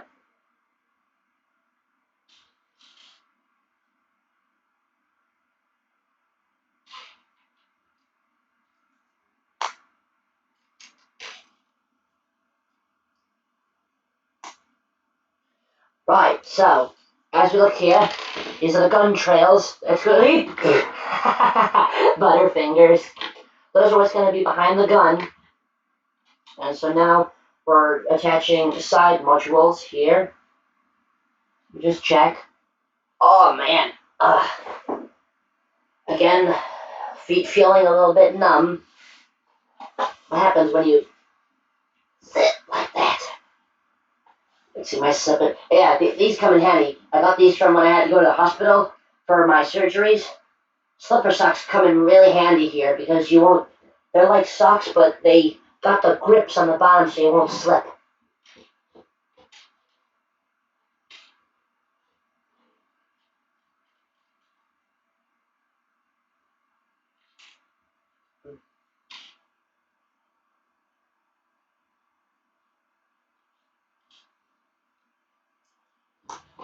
Okay. Attach this here. We go right in there.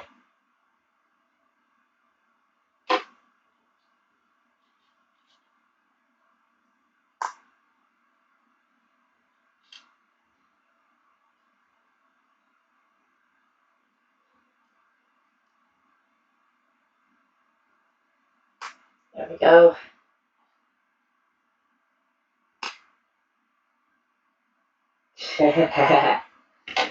Sorry, it's just Honest Gaming saying another thing from another video. It's absolutely hilarious.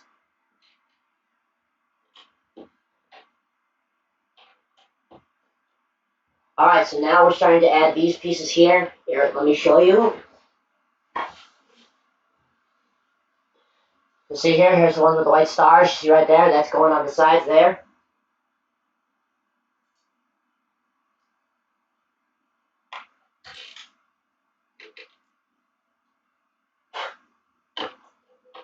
Okay, so now we're going to take the assembly here and we're going to attach the trails.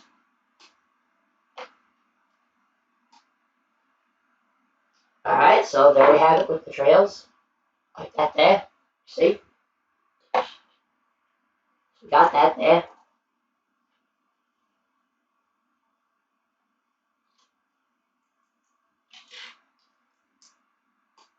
So now we're starting to do more.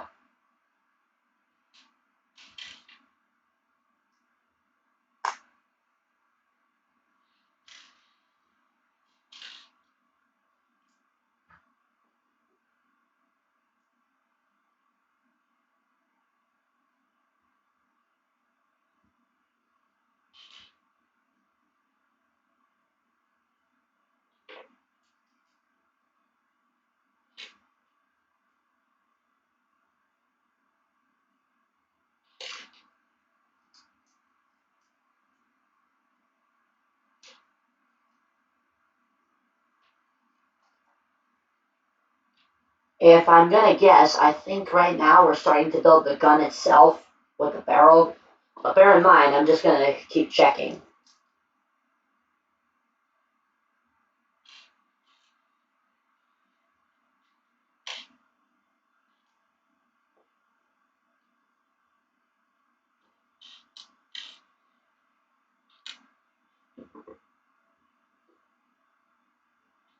Here, seems like there's something up with that.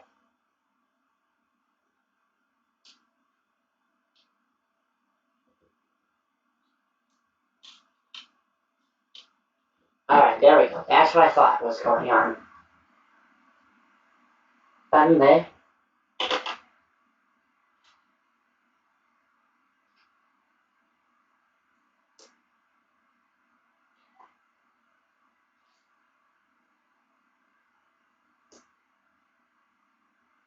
Alright. Coming together.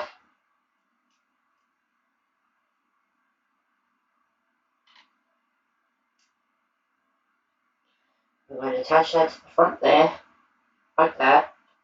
We got another flat piece, and then a small flat piece that's going to go on the back there. Oops, drop that.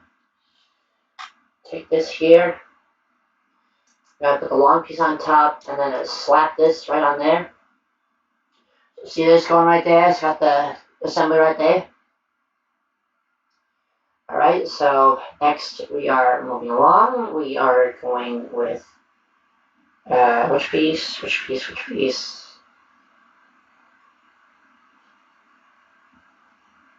Just checking. We got this piece here.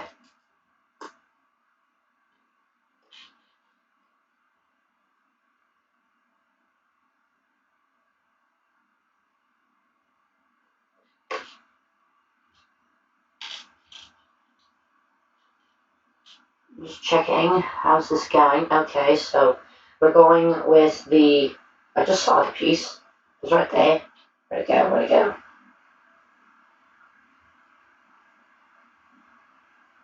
Oh, there it is. It's gonna go right there. And then we gotta go with this. Let's just make sure.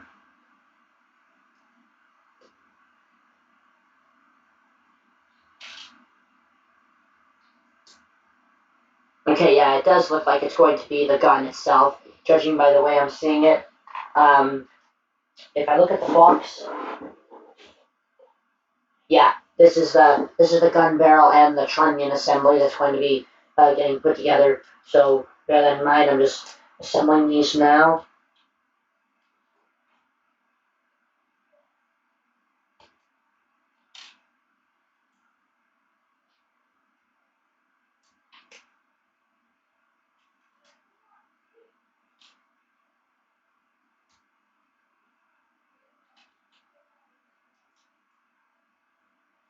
All right, so see, here's that gun assembly. You see how it's curved on top? That's to represent the barrel. And if you look at this hole that's right at the back there, you see that right there? That's to represent the breech. I'll explain that once we're continuing on with that. Okay, so now we are starting to build the trunnion assembly that's going to be support for the gun. So we're going to do that. Start assembling these.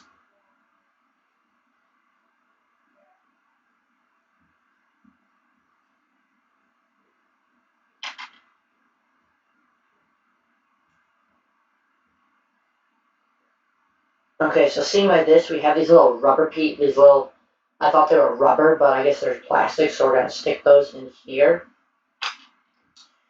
There's one there.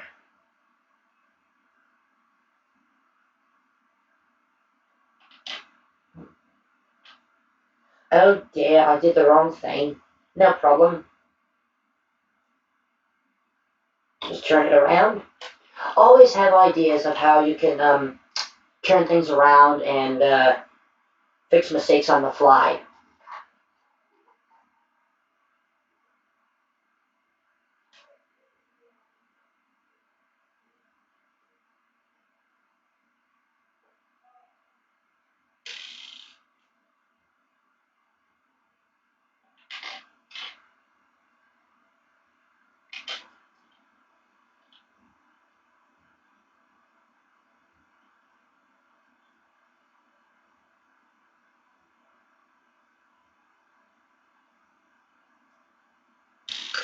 Okay, so with that, we are going to move along and start adding on the side supports of the trunnions.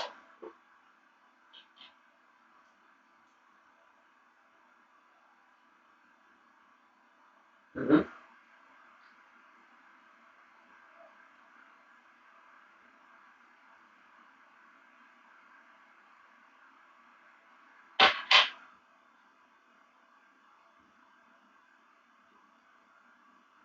Okay, reattaching these. So this one's going to get just a flat piece on the side here.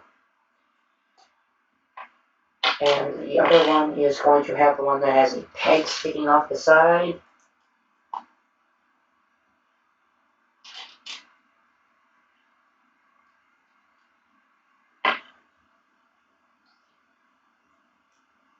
Okay, attaching there.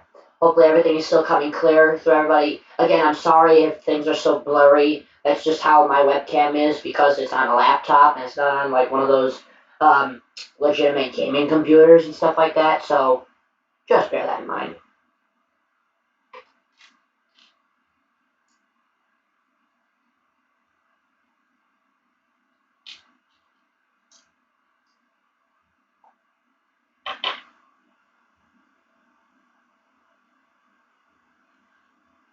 Okay, that's that done there.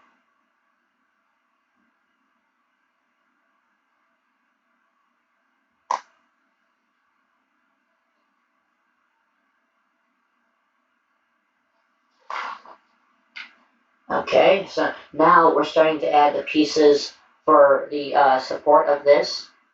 Seeing how this is. Okay, this one's going here. It's showing that. This one's going over here. I'll explain this along as we go. Explain that along as we go. That literally made no sense whatsoever.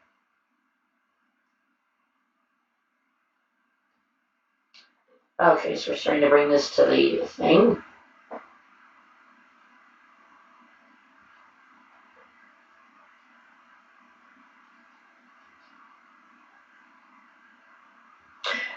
Alright, so now we gotta turn this over, and we actually need to attach these pieces to the bottom.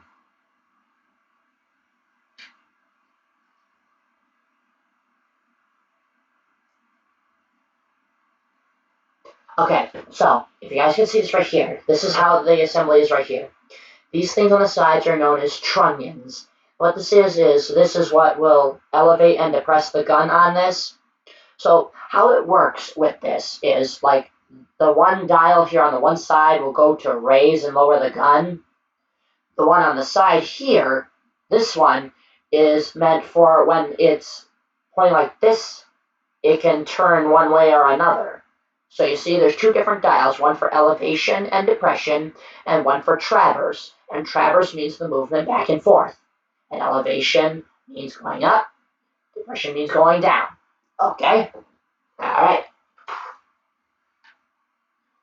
Now we're going to continue onwards. We're going to continue building this.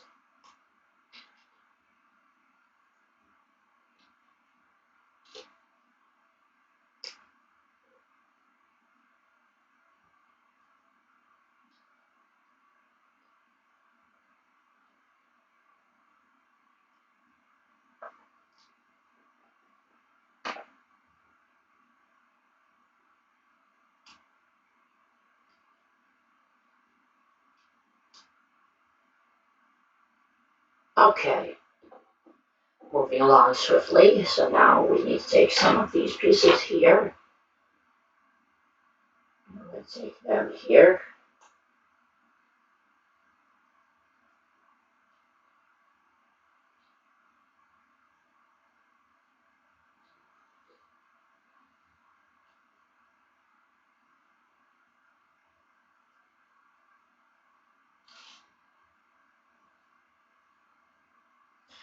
I'm going to attach these to the front here.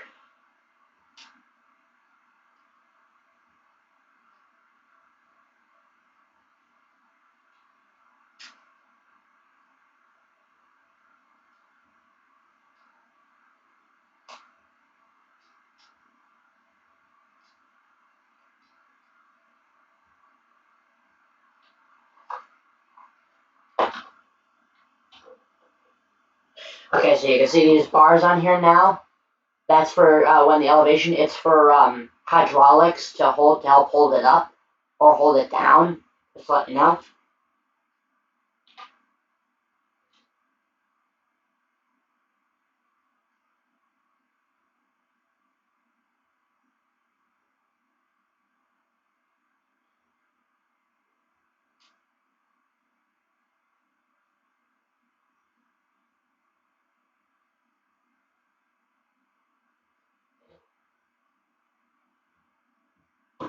Hey, I'm just doing a little bit of a readjustment here. I'm gonna apply that there, but I gotta get this thing to fit in here.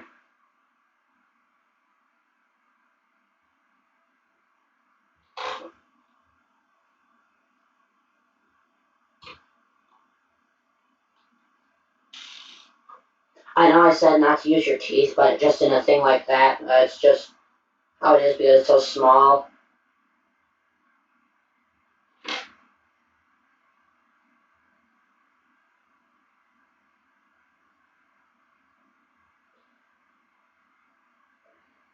Okay. So now we are starting to add on top. This is to make it look like the trunnions are sealed with the cylinders.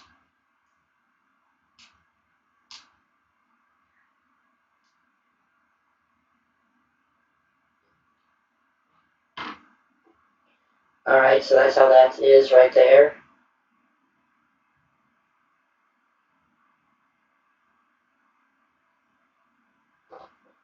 Alright, so now we're going to start we're starting to put the breech lock in.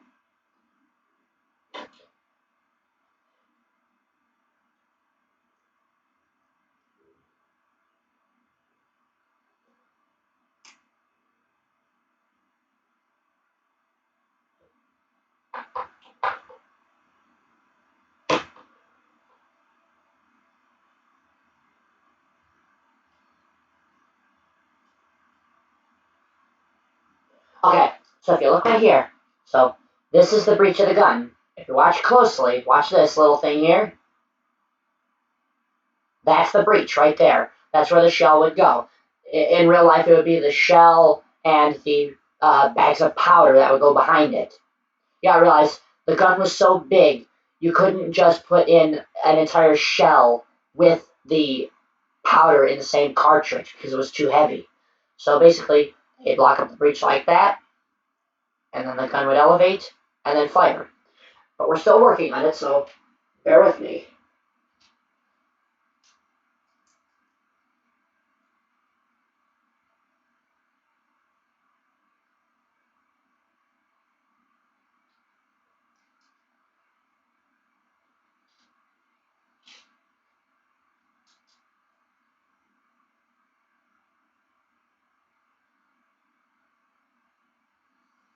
Alright, now seeing this, we're actually starting to build the barrel of the gun.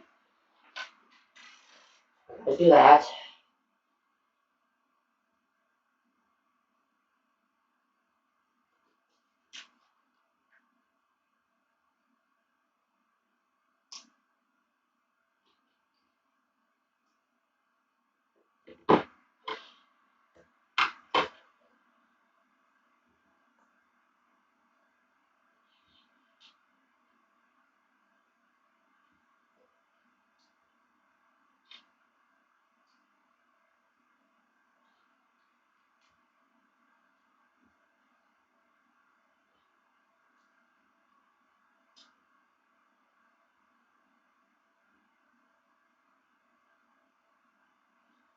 And here we have it, ladies and gentlemen. Here is the barrel.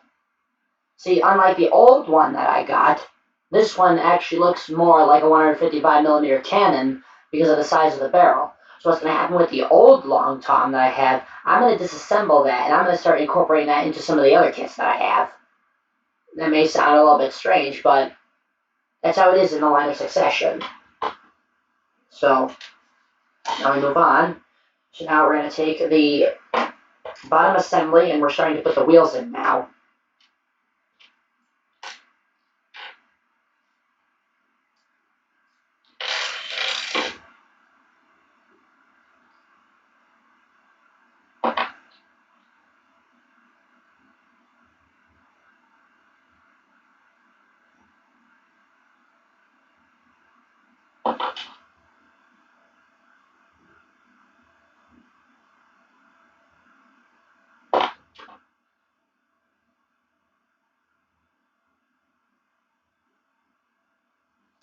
Alright, so we're going to attach these as such.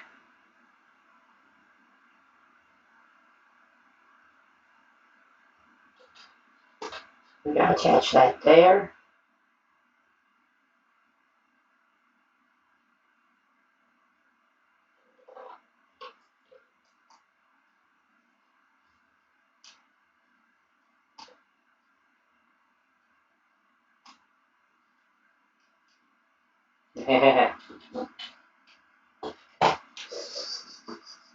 Sorry. Again, just listening to something on the live stream from Honest Gaming. It's hilarious.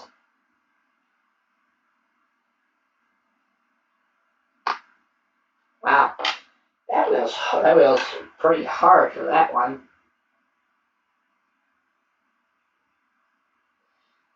Are we still holding up, people? You guys still holding up all right? We're coming up on 2 hours here already. That's great.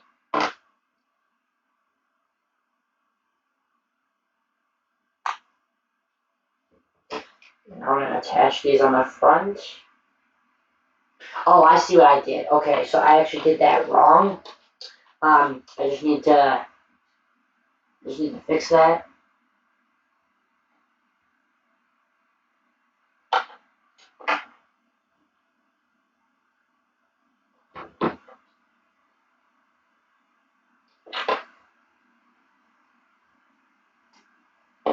Alright, so I just need to fix this real quick.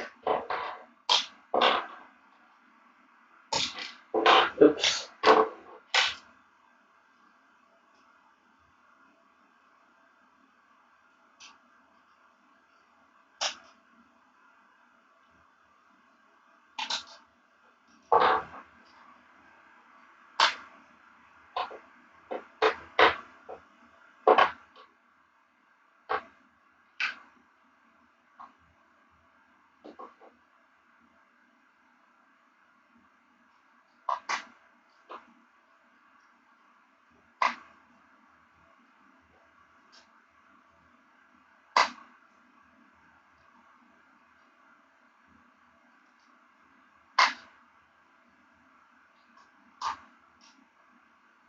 Okay, so here's what we have here. What you're seeing here, this is the bottom assembly. The reason why it has 2 sets of tires is because the gun was so big. I mean, the gun weighed 30,000 pounds. So it needed a very large carriage to carry this thing. That's why I said, you gotta realize, a gun that weighs 30,000 pounds, that's 15 tons. That's heavy. Pretty incredible, huh? Alright, so next we are attaching the gun itself. Say like that. Okay.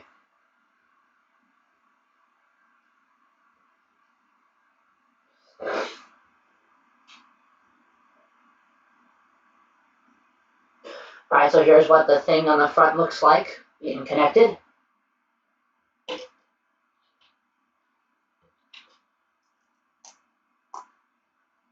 And now we are attaching the thing for when it goes to connect to the truck, the trail.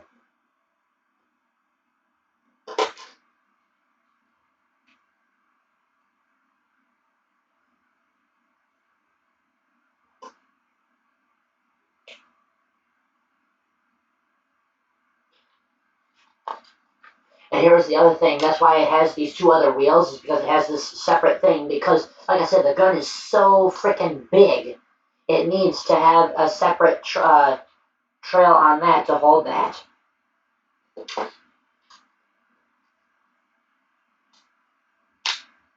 We're attaching the ammo crate, which is for these shells right here, as you can see, right there.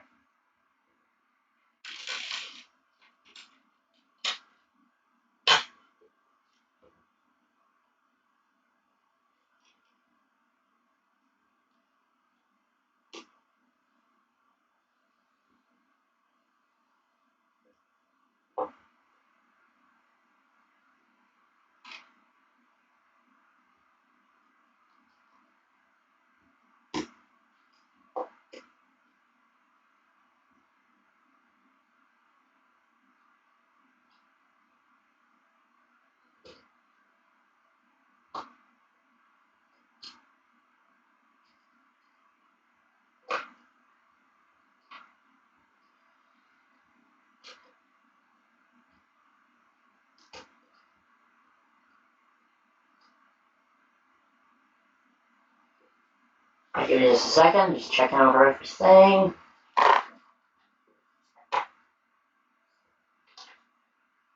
I gotta put this soldier together.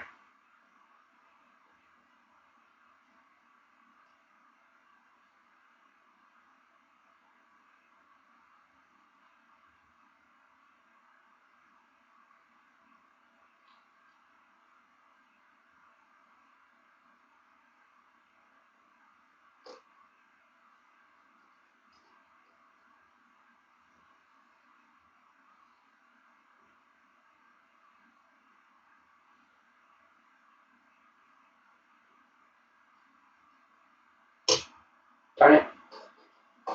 So now I pop that piece off. Let me just fix that.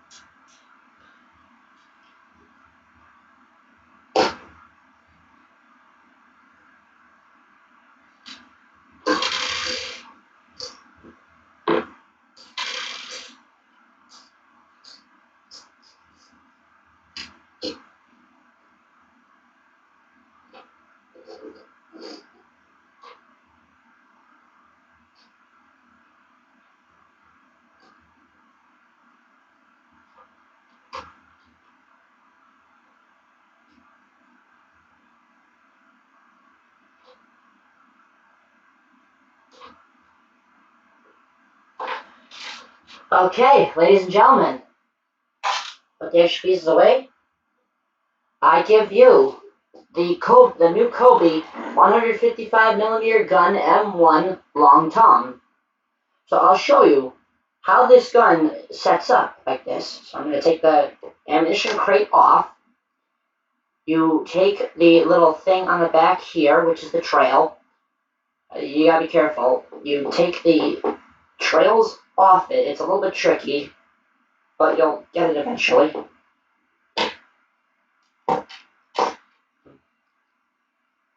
Alright, so you take the wheel assembly off here. What happens is you open the trails, and it's basically set up. Open the breech. You take one of the ammunition shells. Hang on a minute.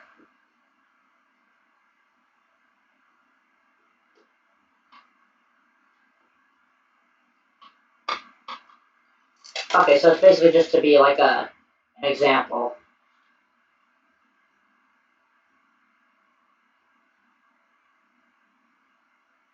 Oh, hey, good to hear you, Oso. How you doing? Glad to hear you. I'm glad that you're able to show up and take a look at the stream.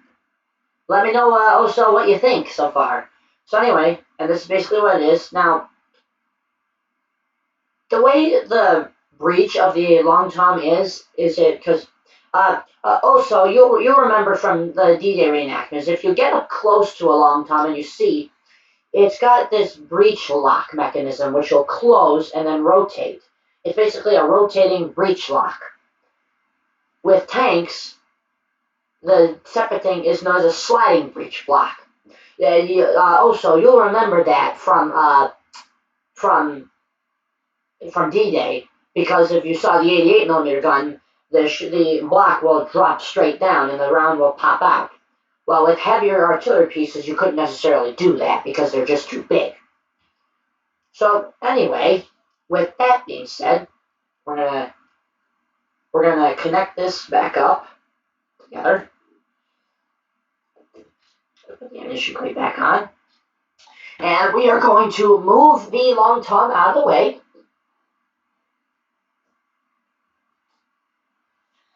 Get rid of the thing.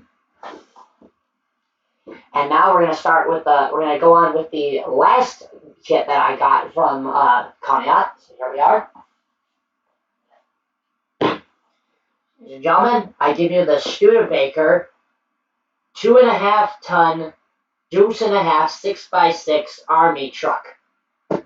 This is my dream truck for the future. This thing can hold 22,000 pounds in its bed alone. That's why this thing was meant to tow stuff like that long tongue that you saw, because it was so durable. Now, seeing the side of the kit, check this out. Look at that. I was able to just pull that out straight.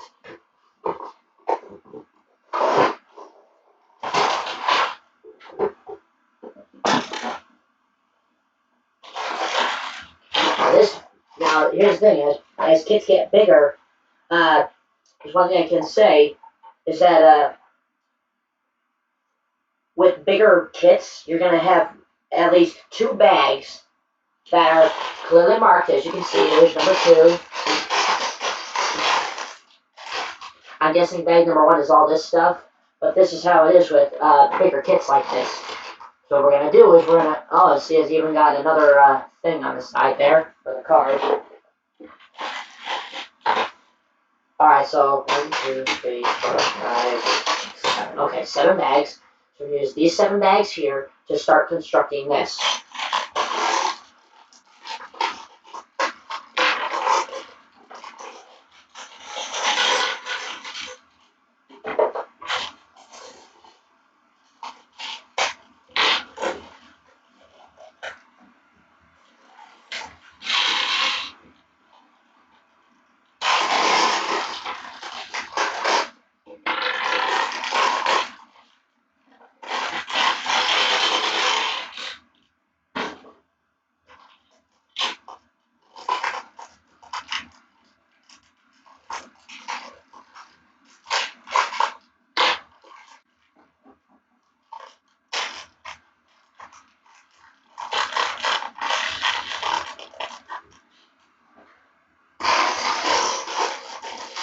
But yeah, the thing is with army trucks is that their suspension is very stiff because they're meant to go off-road.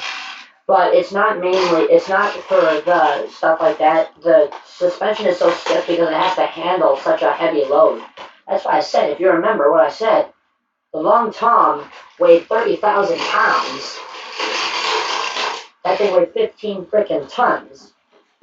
And you have a truck that weighs 2.5 tons pulling a 15-ton vehicle, 15-ton artillery piece. That's quite impressive. Alright, so what are we starting with? Starting with this piece and this piece here.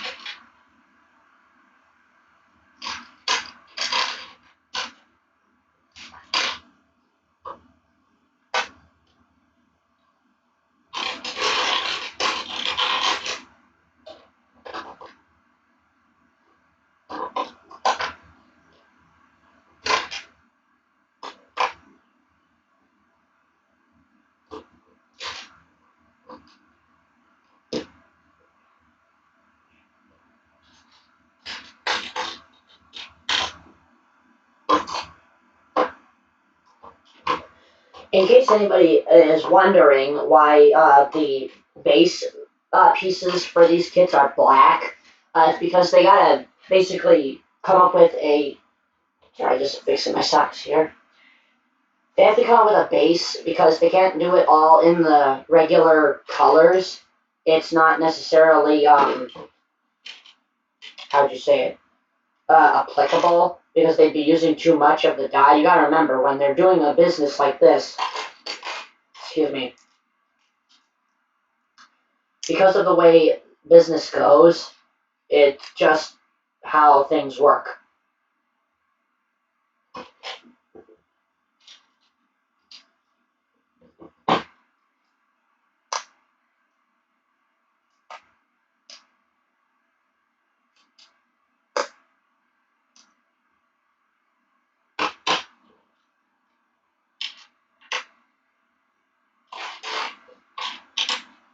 So if I want to guess what's being built here,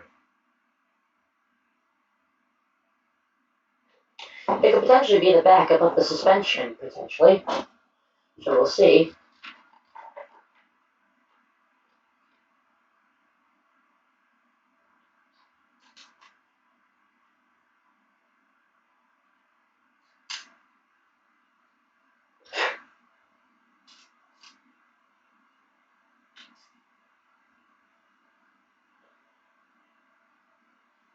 Okay, so on top of that, we're going to increase these.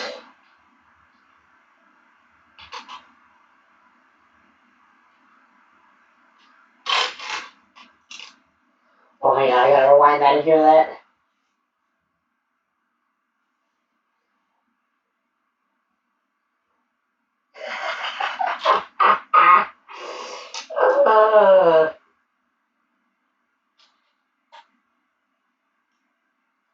Oh, wait, I think I'm starting to skip now.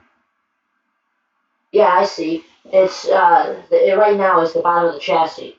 I'm seeing the viewers here. Sound off in chat. Who is still following the stream right now? I know it is late, but it's going to be going on for a little bit while longer, so whoever's still awake, feel free to shout out.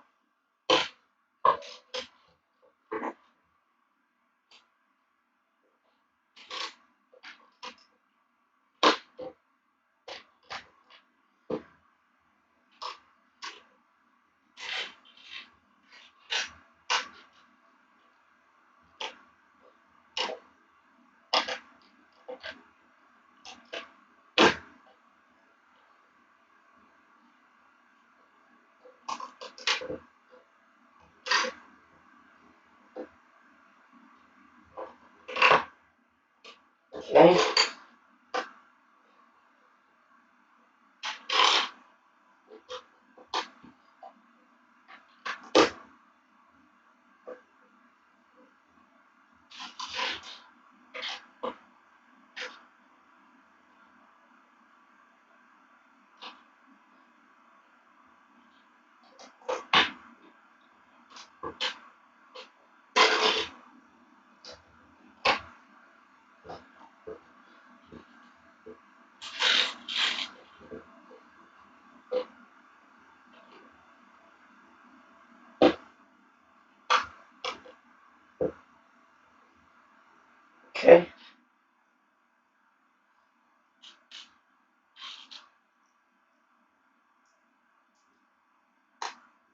Okay.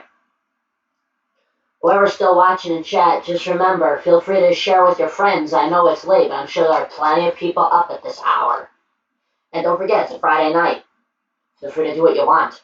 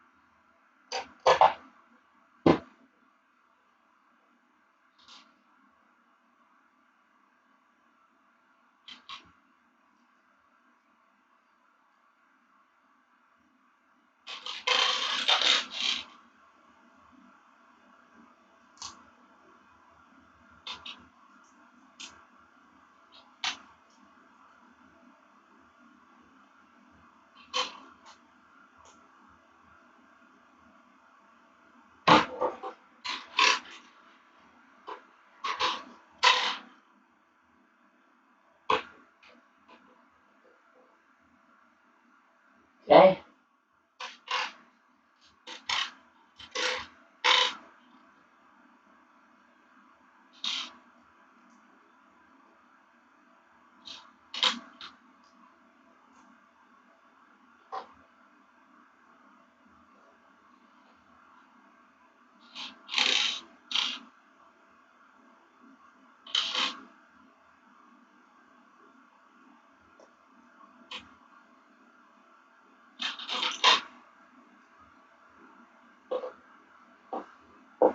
Yep, I can already see how this is becoming the truck chassis.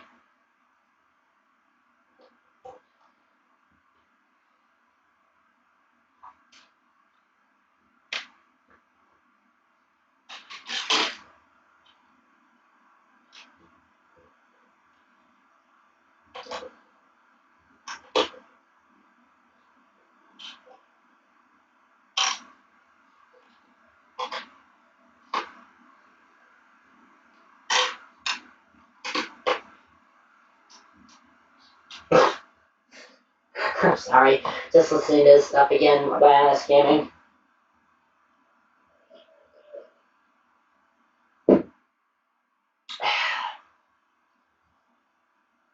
Keep yourself refreshed. Keep yourself refreshed.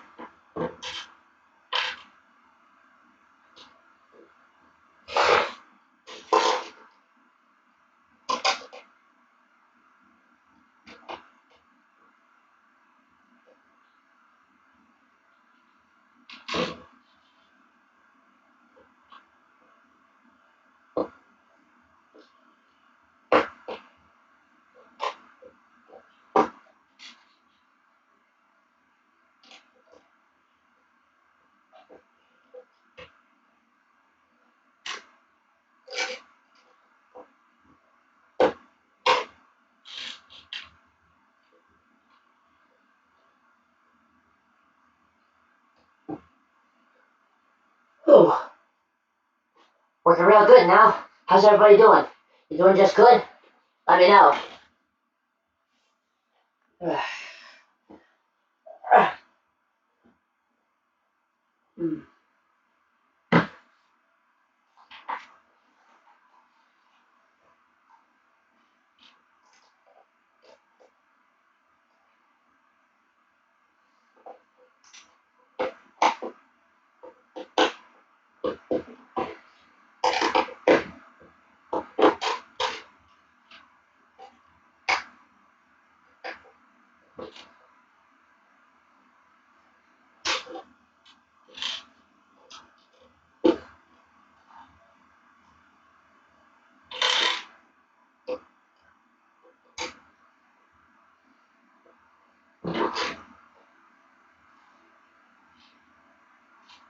Still going strong here.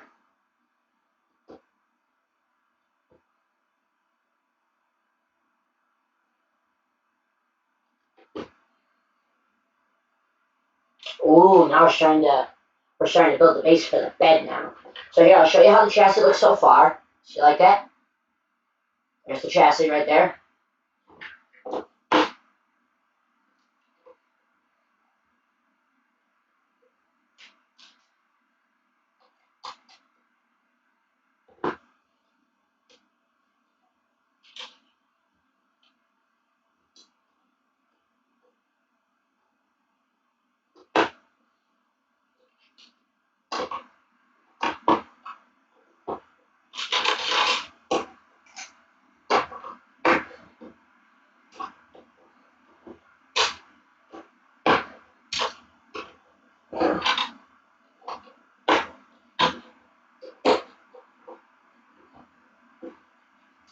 Okay, so you see now? Saw that now? That's what I was saying, how I was starting to build up the chassis.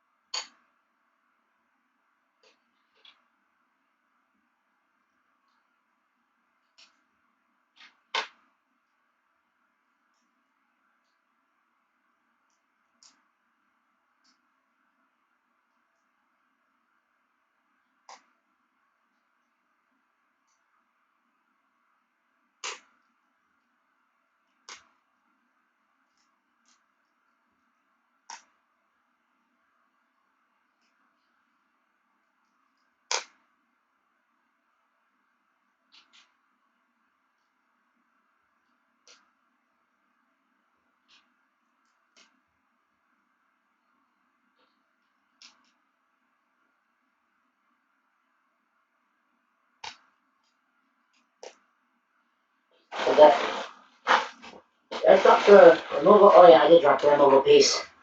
Laying it down there. You know, there.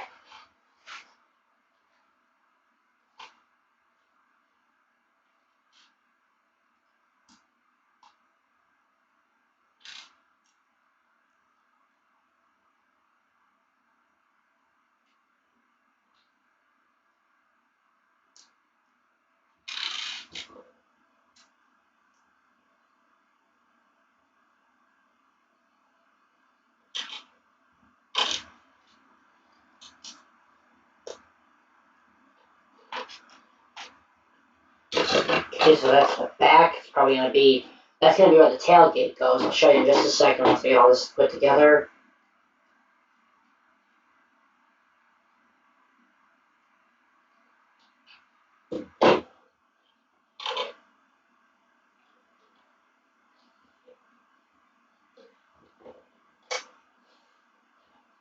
As you see, so this is going to be where the tailgate's going to go.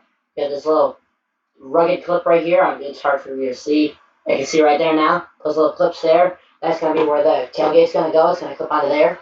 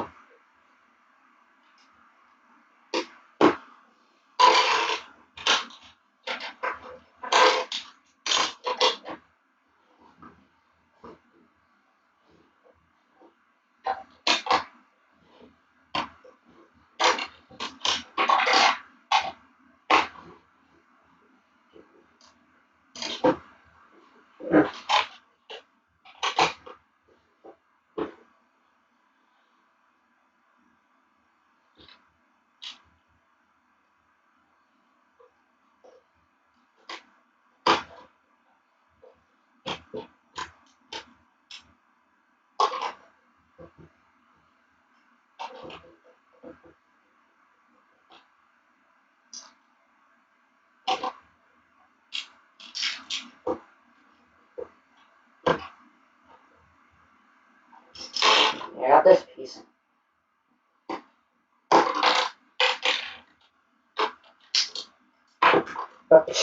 Butterfingers again. One went flying.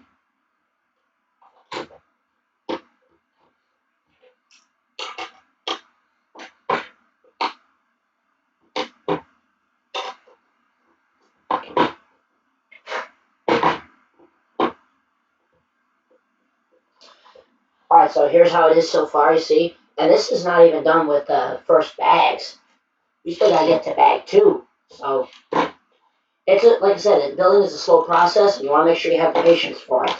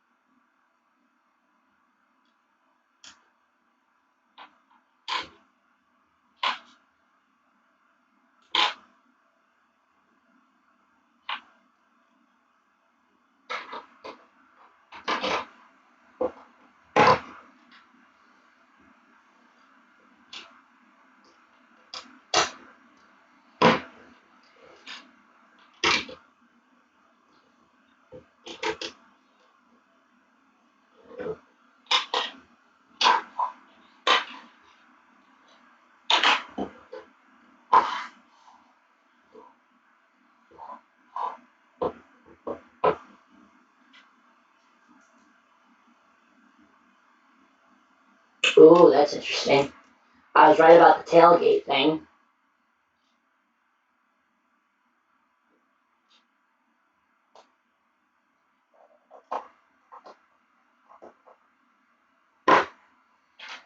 Alright, take a look, everybody.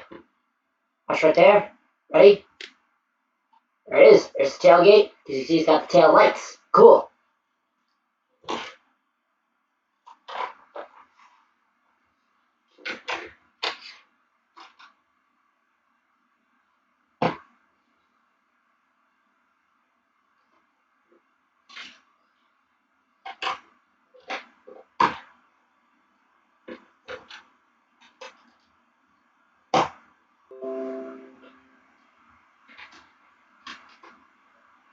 Huh?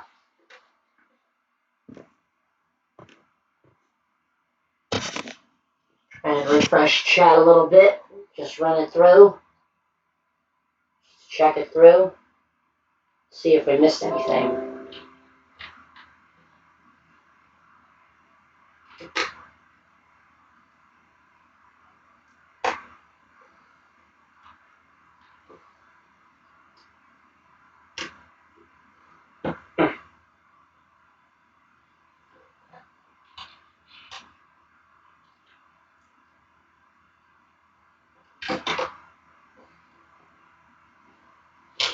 Hang on a second. Okay.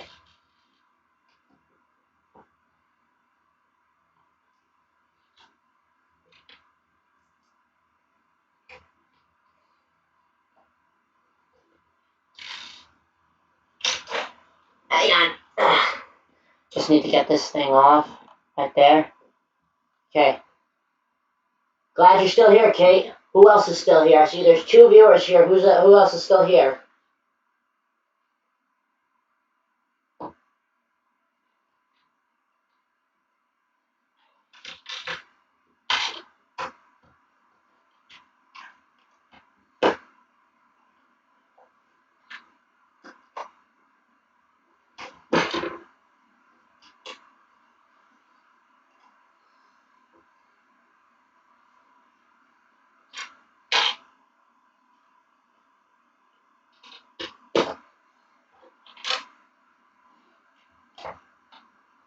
Always also remember when you're checking instructions, make sure you count because there are different things. There are peg heads. Check and see how many peg heads are within the distance of what you need. You basically need to follow patterns. That's how I can say that. Okay, like that.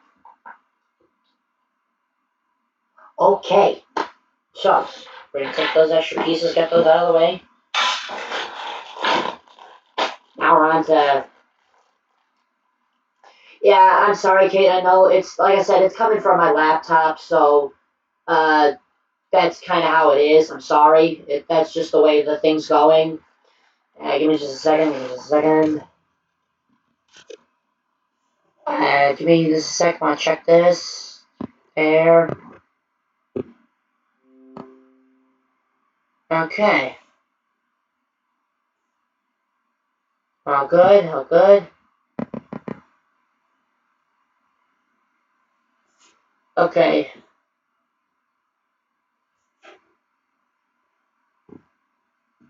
All right. Okay. Oh, I'm glad you enjoyed it. Okay. Also, if you are listening in this, I can't currently do that with YouTube because YouTube is lagging a little bit behind Streamlabs. So, if you want to chat, feel free to reply on this. Okay. So feel free to do it there, and I'll let you know. Okay. So now we're gonna open the next bag. Oop! Don't want to cut myself with the razor.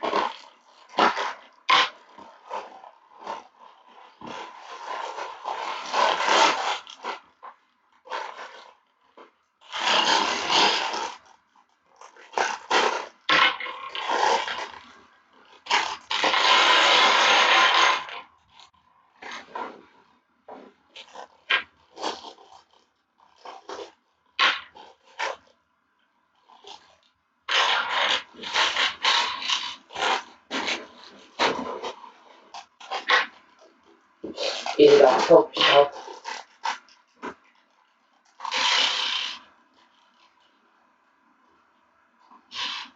Yes, Katie, I'm well aware. Don't you worry.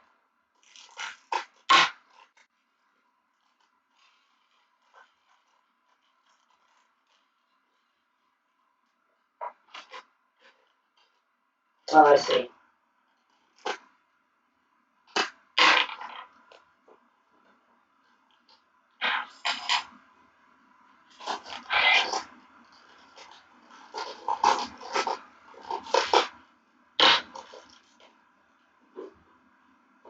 Say, we got yet another viewer now. Who we got now? Who we listening? Who's saying? Who's speaking?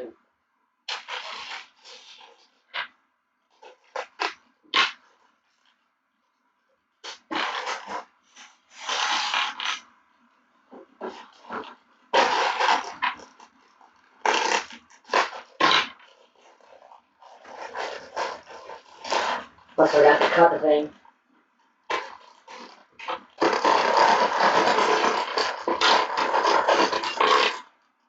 Yeah, you guys take a look at this. These big tires that come for this thing.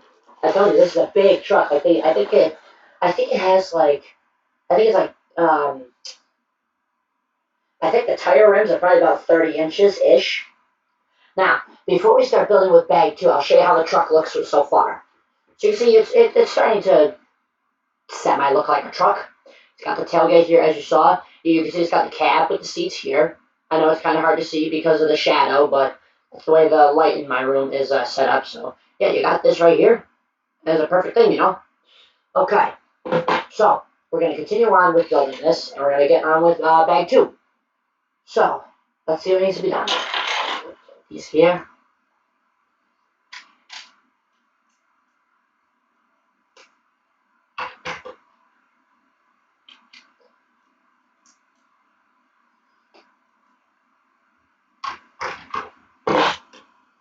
Be careful with that.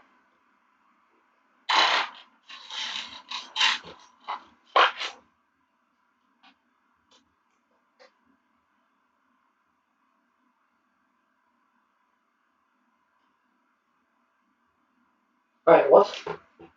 Oh, I see. Okay. I forgot something from the previous bag, so bad thing for me. So, like I said, when you're building this stuff, you really want to be careful.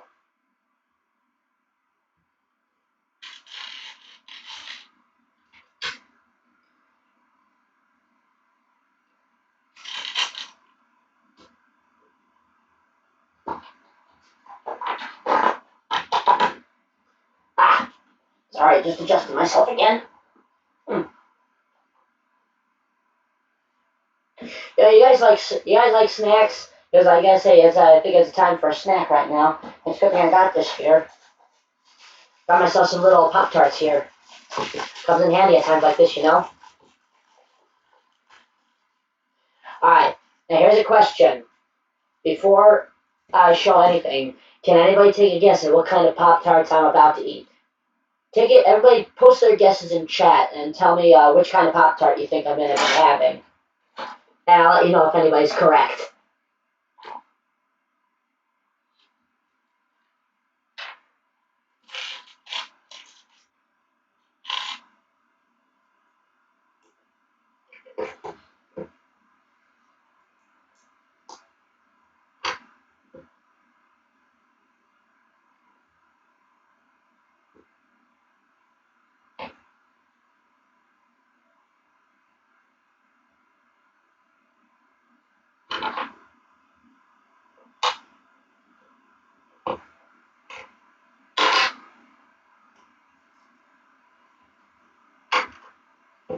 Anybody in chat have any guesses to the type of Pop Tart I'm about to start eating?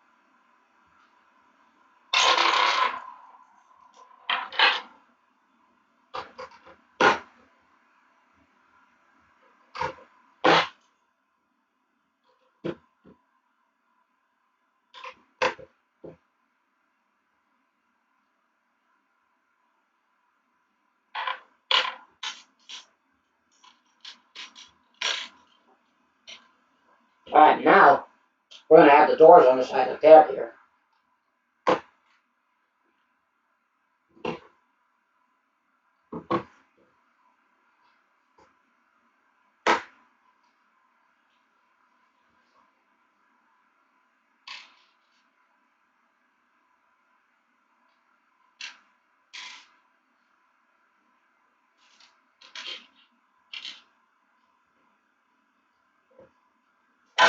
Oops.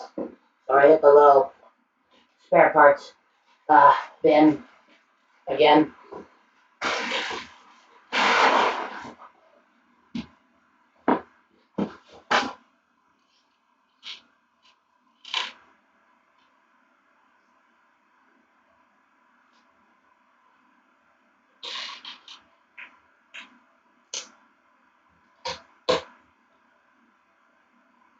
Alright, so the steps, here it is. You can see how the cab is starting to come back together. It's got the seats in there. It's making the engine look. The bed's starting to come together with where the troops and people would sit it.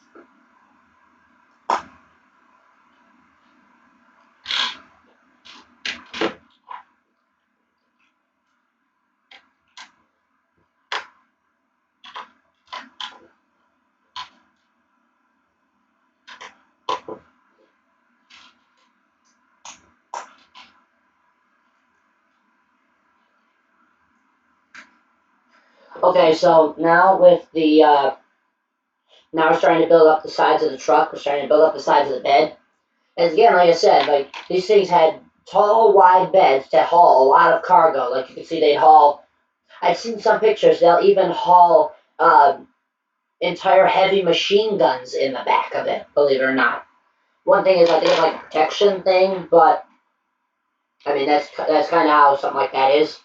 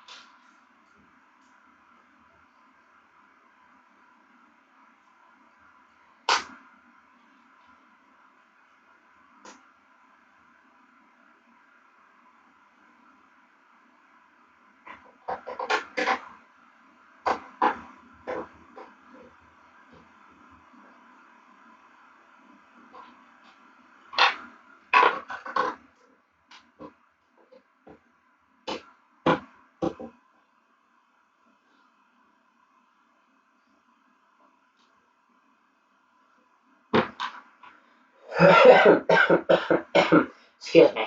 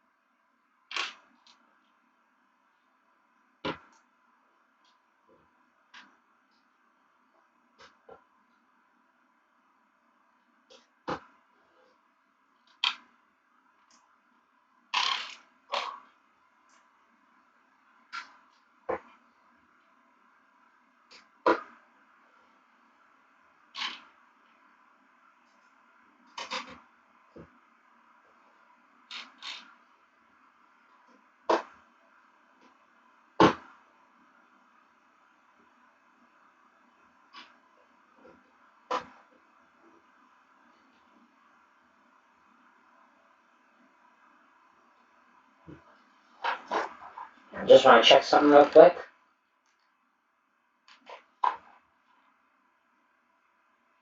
Okay, so here's where we are with the truck.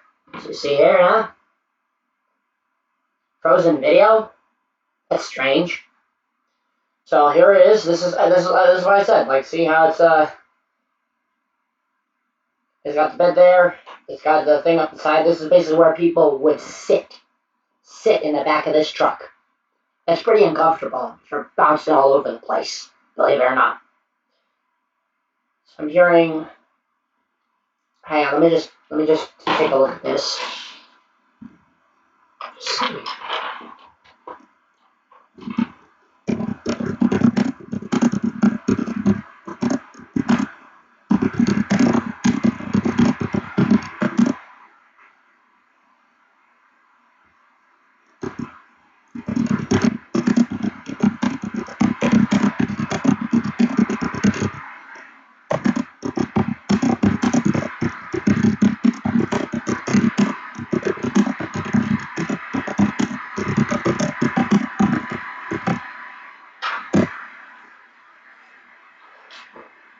Okay. Everybody's still hanging in there. We're gonna keep moving on this. I'm gonna try this. See if it works. There. At least now I don't have to bend down as much. Shit, the thing with my knee. I'm alright. Don't worry about it. Okay. Okay. So like this back with that.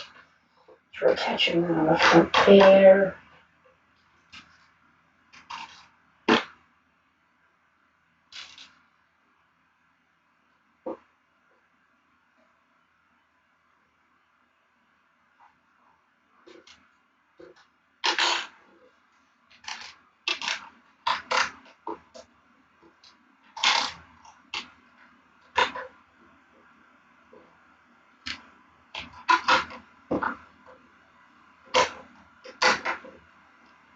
yeah, I know what you mean, Katie. I know what you mean.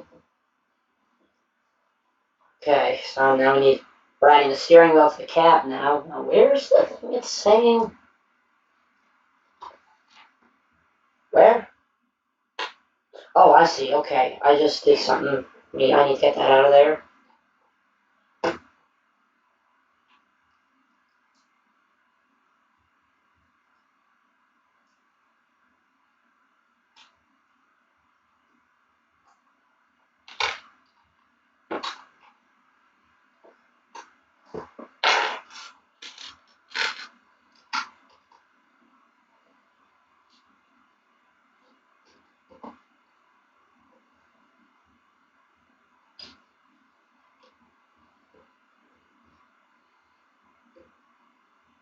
Okay, there we go.